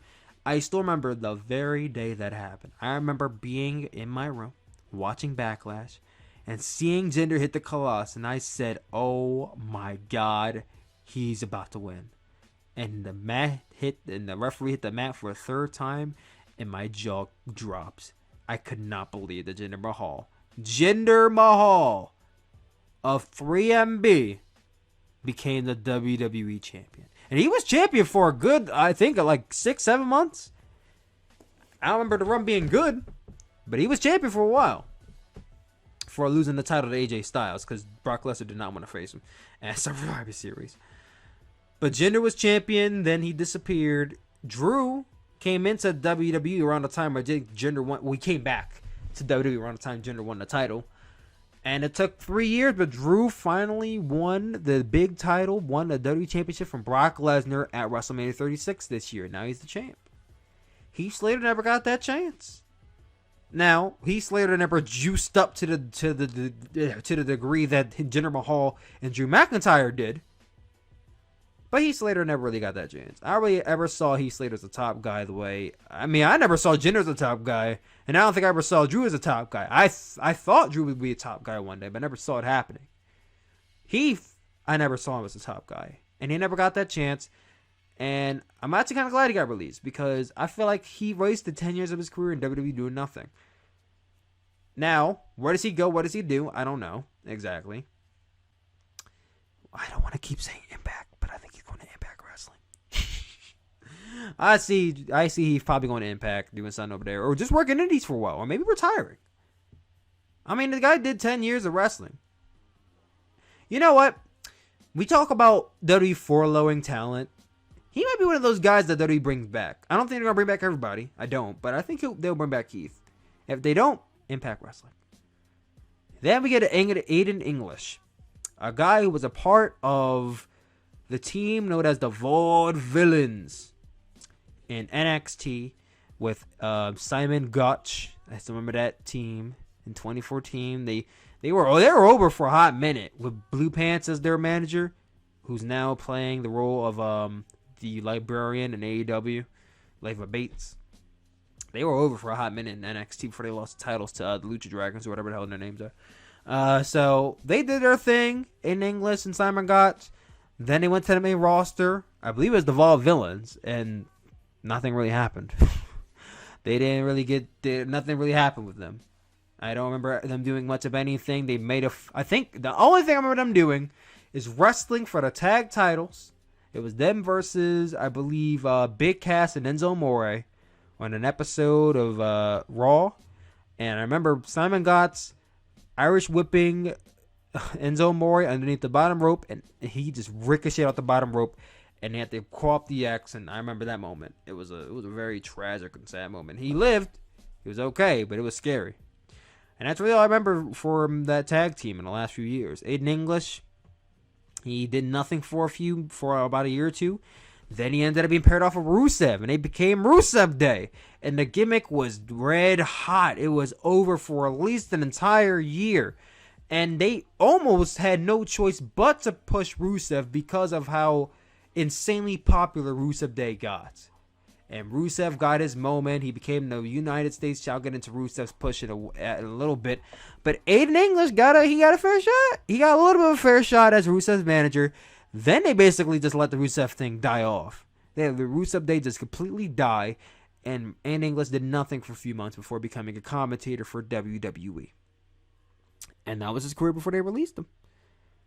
I can't tell you if he was a good commentator because I didn't watch WWE enough in the last year to tell you, but from what I heard, he was okay. He was decent as a commentator. Aiden English, I feel like he's very character-driven, more of a character than he is a wrestler. And for that matter, he's definitely going to fit better than NWA. I think NWA is going to be a great fit for Aiden English. Kurt Angle. I could sit here and spend 10 minutes detailing you the career of Kurt Angle, but I'm sure all of you already know just how important and integral of a wrestler Kurt Angle was to WWE in the last 20 years. Kurt Angle had his last match in professional wrestling against Baron Corbin at last year's WrestleMania. Now, mind you, in the interview, he said he wanted to face John Cena, but Vince said, just do this one thing for me, pal. Put on Baron Corbin. And Kurt Angle was like, all right, I guess. And he did the job, and he went to retirement. And he was the Raw GM for a few months after his retirement. I think for a year or so. He had that, and I think this is definitely before the retirement happened. He had that dope match at WrestleMania 34. Definitely was before the retirement. Between he and Ronda Rousey versus Triple H and Stephanie McMahon, which I still believe is the best match of WrestleMania 34. Then the Baron Corbin thing happened, he retired. And they fired him. And I was like, they fired Kurt Angle? Now, as far as I know, he's a backstage producer for the company. He did a few things, but he was never really a mainstay player for the company after the Baron Corbin match. So, I don't know if I could be too shocked by this, honestly. I don't know if I could be too shocked by this. Now, what does he do? He's retired, so he's going to be doing house show vendors and WrestleCons, but that's it. He's the retired man. I don't see him wrestling anywhere. He's not going anywhere. Circuits for the rest of his remainder of his career, as long as he wants to do them. Sarah Logan, who started off her career in NXT as Tara Logan and nothing more. Then she went to the main roster with Liv Morgan and Ruby Riott, and it became the Riott Squad. And they had a bit of a run for a little bit, and they never were anything big. They never became the Raw Tag Team Champions. Well, I mean, of course they didn't. Never became Women's Tag Team Champions. Never had like a major feud aside. And I don't think they ever even feuded with Absolution. Did they ever feud? I don't think they ever feuded with Absolution. Paige and... What was Paige and... Who was part of Absolution? Paige and... Was it the Icon? It was not Paige and the Icon. Who was part of Absolution? Oh, Paige, Sonya Deville, Mandy Rose. They never feuded with those. I'm surprised they never had that feud going. But they never feuded with them. Never had a... Ruby Riott had a fair share of Raw Women's title matches. But Liv Morgan, she had like one title match in Eliminated Chamber. But Sarah Logan never really got a fair shot. Never really got a chance to show off her stuff. Now, a lot of this is because Sarah Logan was probably the most expendable of all of them. I mean, when you think about it, Sarah Logan's character was not well developed. She wasn't a good talker on the mic. She wasn't a very great wrestler. So she was kind of like the least talked about of her whole faction. So when I heard she got released, I was kind of like, I'm not surprised. I feel bad, but I'm not surprised. Now, what do we do with Sarah Logan? She was well known in the independent scenes before anything. As, what was it? Crazy Mary Dotson was her name. I see Crazy Mary Dotson coming back on the Indies. Indies are going to be booming when this is all over. This is a good time for any of these wrestlers to get released to go into the Indies and make a name for themselves again. So I see her going to the Indies and coming back as Crazy Mary Dotson. Referee Mike Chioda was released by WWE as well. A 10-year referee in a company for 30 years, this guy was. And just like that, gone. Really sad. Really sad. And I can't detail you all of his matches or his career because I just can't. I'm incapable. But where do I think he goes? I don't know. Maybe AEW snatches him up as a referee. He's such a long tenured referee. I don't see him working in these shows. I think he's either retiring or he's going to AEW. So retirement or AEW for Mike Chioda. Eric Rowan, a guy who came in as part of the Wyatt family with Luke Harper and Bray Wyatt, and basically was part of the Wyatt family and was linked up with Bray Wyatt for most of his career. Had a singles run like once in 2014 before pairing up with Luke Harper again. Then a singles run again for a hot second before pairing up with Daniel Bryan. Then a singles run again before getting released. So that was Eric Rowan's career. He was a tag team champion 3 or 4 times with Luke Harper. They had some really good tag team matches. They had some really dope tag team matches, but Eric Rowan was never anything special in my opinion. The big member of their team was Luke Harper. He was always the better wrestler in my opinion. He was the guy I always had my eye on. So in this sense, I mean, I don't want to say I saw it coming, but you know, it was inevitable, I guess. Where do I see Eric Rowan going? If anything, I see him going to AEW and pairing up with Luke Harper again. Maybe becoming like the right-hand man of Luke Harper for the Dark Order. Because Dark Order could use another name. Because right now they're just a bunch of jobbers led by Brody Lee. So, I see AEW. Primo and Epico. Primo started his career in WWE, I believe, in 2008. Primo's been with WWE for a long-ass time. 18, 19 years, 12 years. He's been with WWE. He was first teamed up with Carlito, who I greatly miss. And I'm still waiting for a Royal Rumble appearance from that guy. Paired up with Carlito for a bit. I don't remember if he ever won the tag team titles with him. But after the Carlito thing was over, then we got the debut of Epico, his cousin. And they had a tag team run with Rosa Mendez, won the tag team titles twice. I don't remember them ever doing anything of substantial significance. They had a few different gimmick changes. They were Primo and Epico for a bit. Then they were Primo and Epico for a bit. Then they were Primo and Epico for a bit. Then they were Primo and Epico for a bit longer. Then they were... what are their names? What was it? Hernandez and Hernando and Fernando or some bullshit. They were the Ole. Who remembers that? What was their names? I remember the mascot was El Torito. I remember El Torito distinctly, but I do not remember their names. The Luchadors, the Matadors. What were their names? I said the Luchadors. Let me look up these guys' names real quick. Hold on.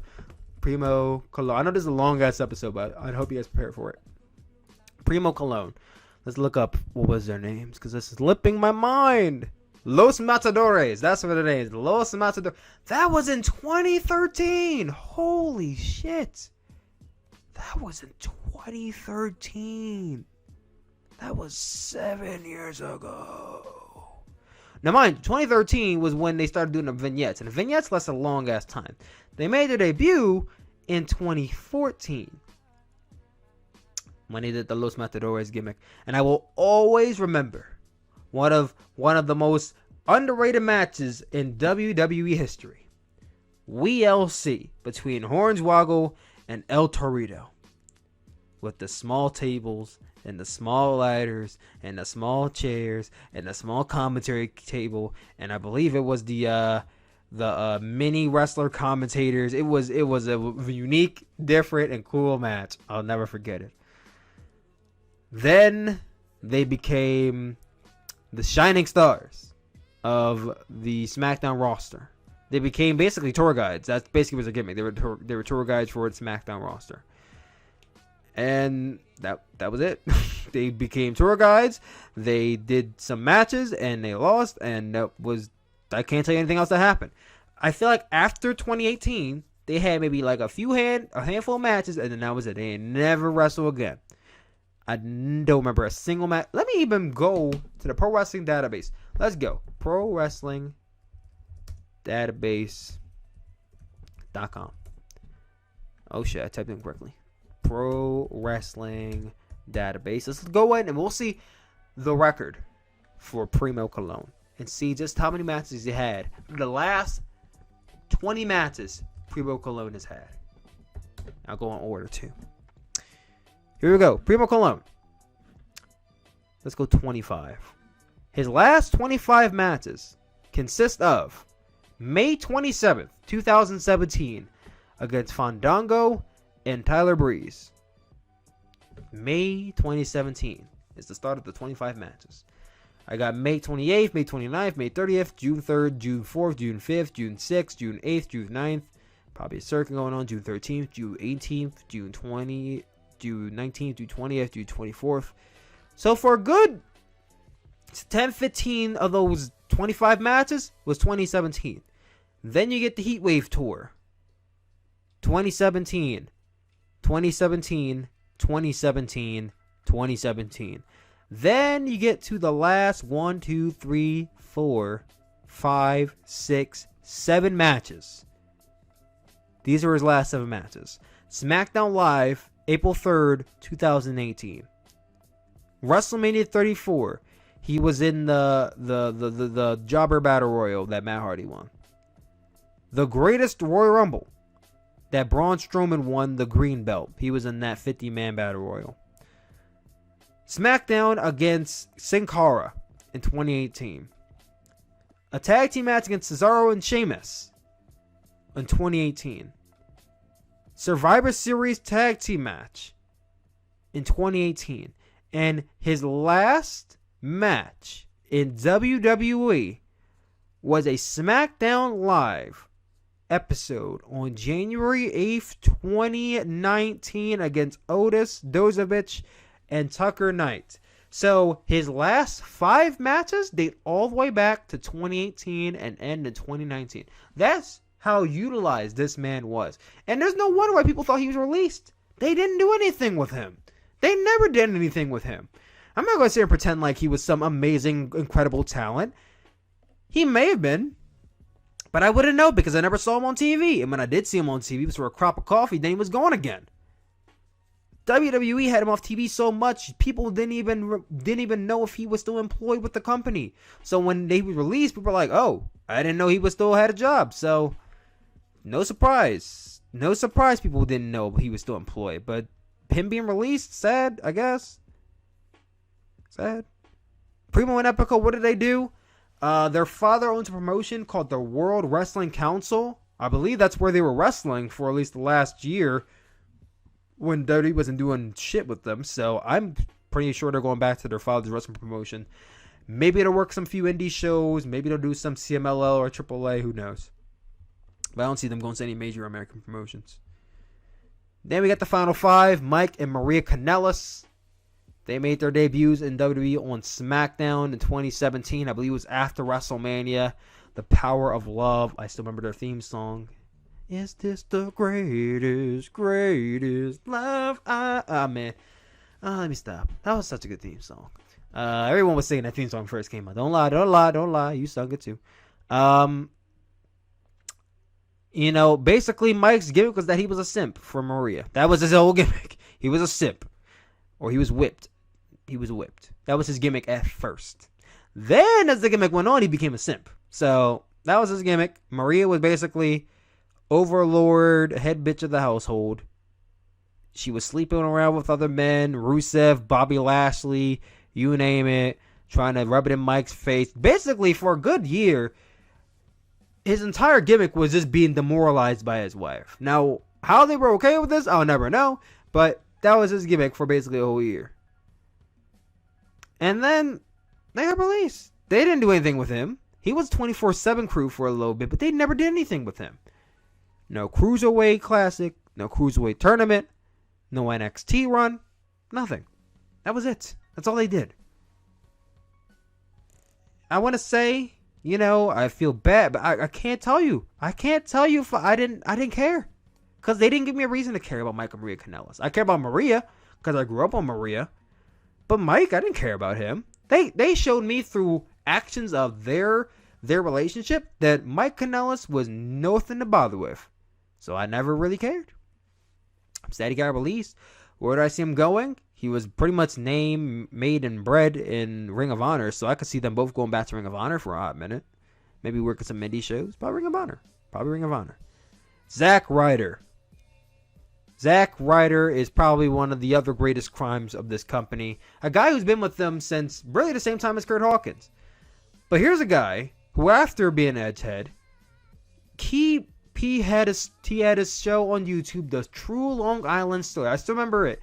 Please take care, spike your hair. I still remember it, man. I remember watching it on YouTube. And then WWE took over and it sucked. But I remember this. I remember it. And I remember that's how he got over. The crowds were chanting his name each and every single night. You heard of the Daniel Bryan movement. Before the Yes movement, it was the Zack Ryder cheering. It was Zack Ryder being, people being cheered over for him. He was that guy. Back in 2010 and 2012, man. Couldn't tell these crowds nothing. He was paired up with John Cena for a bit before he became a simp to him and Eve Torres. Then he got basically thrown off the stage by Kane, and that was it. Then they buried him. Then they tried doing a thing with him here and there between 2012 and 2015, but he was just remaining on the roster, existing. Then WrestleMania 32 happened in 2016. This guy was in the ladder match with The Miz and Dolph Ziggler and Kevin Owens and Sami Zayn and Sin Cara. And I'll be honest, I thought that match was going either Kevin Owens or Sami Zayn. But I'll be damned, Zack Ryder won the Intercontinental Championship. I think it was his second reign at the time. But he won the Intercontinental Championship, and the crowd blew the roof off the place. You would have thought it was 2012 all over again, the way this crowd reacted to Zack Ryder winning the title. Because once, I don't think anyone saw it coming. I don't think anybody saw Zack Ryder winning the title at WrestleMania 36 something. I think everybody had their eyes set on Sami Zayn and Kevin Owens, who were the new guys on the roster. So when Zack Ryder won and finally got his WrestleMania moment, it was heartwarming. His father got in the ring and celebrated with him, and you guys remember the storyline he and his father had on, the True Long Island Story. His father didn't really approve of Zack Ryder, and him getting in the ring and hugging him, and it was a beautiful moment. Then the next night he lost to The Miz, and that was it. That was literally it for Zack Ryder. They gave him that one moment, and then they didn't do anything else with him for the next few years. Then he paired off with Zack Ryder. It took like 4 or 5 years for him to bounce back up. He paired off with Zack Ryder. They did some tag team matches. WrestleMania 35, won the Raw, SmackDown tag team titles, whatever titles it was. Then they lost it, and that was it. That was it for Zack Ryder. He was 24/7 career after that. Then he got released. That was Zack Ryder's career. He had a better tenure career than most people on this roster, but it wasn't anything to brag about. It wasn't truly anything to brag about because in 2012, when he was most over, they didn't capitalize on it. They really didn't. He won the U.S. title, but he did not hold on to it very long. It was almost like they didn't want him to get over. They did not want him to get pushed. They didn't want to push him. It was almost like Daniel Bryan. They didn't want to push Daniel Bryan, but they pushed him by force because the people gave them no choice but to push Daniel Bryan. And like I said, before the Yes movement, I externally believed that Zack Ryder was the most over guy WWE had in 2012, and he botched him, and he never really recovered from it. 2016, they had the chance, and they botched it again. Where does Zack Ryder go? I think wherever Curt Hawkins go, he will go. So if Curt Hawkins goes Impact, Zack Ryder will follow with him. No Way Jose. A guy in NXT who basically was just let's just call it who it was. No Way Jose was Adam Rose 2.0. They built him up as this party guy with the Congo lines and no way Jose, no way Jose, no way. They gave him everything you want. They gave him the glitz and the glamour and whatnot, but underneath all that, he was never really a great wrestler. They didn't really push him on that much in NXT when he was down there. Then he got called up to main roster. He made his debut the night after WrestleMania, if I'm correct. He had a few good wins, and then they never did anything with him. They didn't do anything with him for his entire run on the main roster. And I can't really say, oh, it's a shame they didn't, because it's like, I really didn't see his potential in NXT to begin with. So when they didn't push him on the roster, I'm like, okay, I mean, I guess. I didn't see a place for him to begin with, honestly. Not going to shit on him, not because he's a bad wrestler. But I never saw him going anywhere further than maybe IC or United States champion. I never see him go anywhere further than that. So, him being released was kind of inevitable, too. Where does he go? I see him going independent circuit. I think he's going to work his way in the indies for a little bit. Finally, we get to Rusev. Possibly one of the other biggest crimes on this entire list. The guy made his debut in WWE and NXT as Alexander Rusev with his wife, Lana, then girlfriend Lana. And they tore it up in NXT for a little bit. Then he got caught up to the main roster. Made his debut in the 2014 Royal Rumble. Wrecked the house, and then was it 2014? I think it was 2015. No, it could have been the 2015 Royal Rumble. It was the 2014 Royal Rumble is when he made his debut. Because I remember it was the 2014 Royal Rumble when he made his debut. And then he went on a wrecking streak. I mean, this dude for an entire year, he was putting people down left and right. Accolade here, accolade there, accolade everywhere. Everybody fell to the accolade. He never really faced the WWE champion, or because if you know they want to push him that hard. But then he got to the brick wall that was John Cena, and we all knew Royal Rumble 2015. As soon as the feud started, we all knew this was tailor-made for John Cena to beat Rusev. Nobody in their right mind thought Rusev was beating John Cena at WrestleMania 31, and he didn't. He didn't beat John Cena. He came out on a tank, got his great entrance, but John Cena in the end beat Rusev. And I want to say he buried Rusev, but he didn't really truly bury Rusev. Did he? Did John Cena bury Rusev? Kind of. That was 2015. Year goes by, Rusev's on the main roster. He basically is on the main roster, and that's it. 2017 is when Rusev Day was started. Rusev Day started off as just a name, just a phrase by Aiden English, but then it caught on. Fans were chanting it. Then all the crowd started chanting it. Then the people at home started chanting it. Then people online started getting a hold of it. Next thing you know, the entire wrestling community was gang-ho on Rusev as the Rusev Day stick with him, Aiden English, and sometimes Lana. He got over. He got over on his own by himself with the help of Aiden English. And it seemed like throughout this entire run, it felt like WWE had to be dragged. You had to pull them by their feet, scratching and clawing all along the way to get them to do something with this guy. Because much like Zack Ryder and much like Daniel Bryan, he wasn't in the plans to get pushed. They didn't plan for Rusev to get over. He got over. And they didn't want to push him, but they were forced to. And they pushed him to a degree. They didn't push him all the way, but they pushed him to a degree. They gave him a little bit to work off of, and then they said, all right, we got the U.S. title. Here's your WrestleMania match. You take the L. That's it. After that, he was still hot for a little bit. He still had some steam rolling, but they didn't do anything with him. And his character died off. Rusev Day died off. That was it.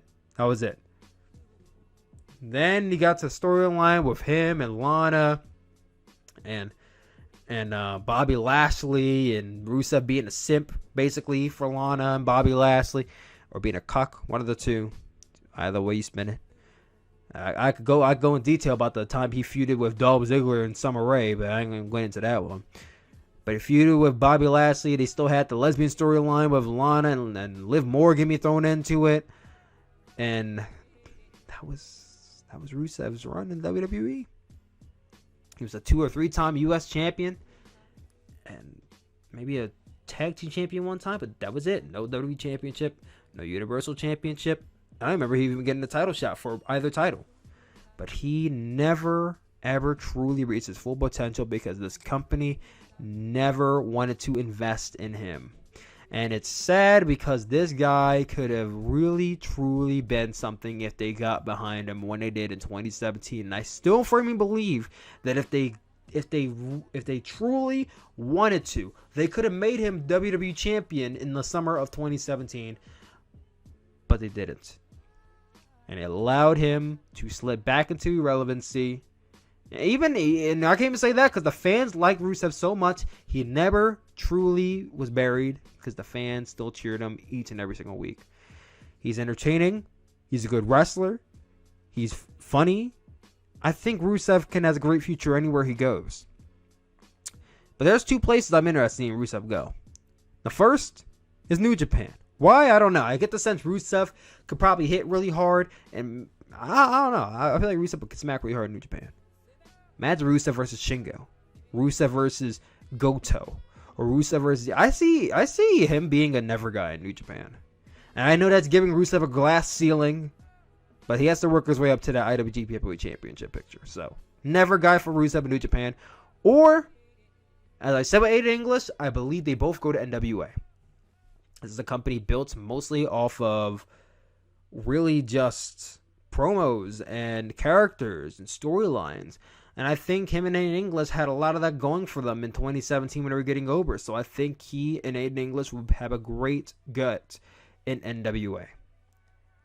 And that's the entire list of guys I have listed that got released by WWE. I listed the best in everything that they got going on with their lives. And I was all you the best as well. A quick little shout out and rest in peace to the late great Howard Finkel. I didn't know him very well. I didn't grow up with Howard Finkel. I remember his voice distinctively being in some of the early WrestleManias. That's all I can really say. Rest in peace. That was Triple Podcast episode 13. It was definitely one of our longest episodes yet at 2 hours. Holy shit. It's definitely the longest episode yet. But guys, please do us a favor. Hit that like and subscribe button. And share this video with all your friends. Follow me on Twitter at TylerWilliamsYT. Follow our Discord, Wrestle Narnia, in the description. Go follow me on Twitter, Tyler-kun Williams, all that good shit. And as always, I love you guys, and I will talk to you all later. Peace out, guys.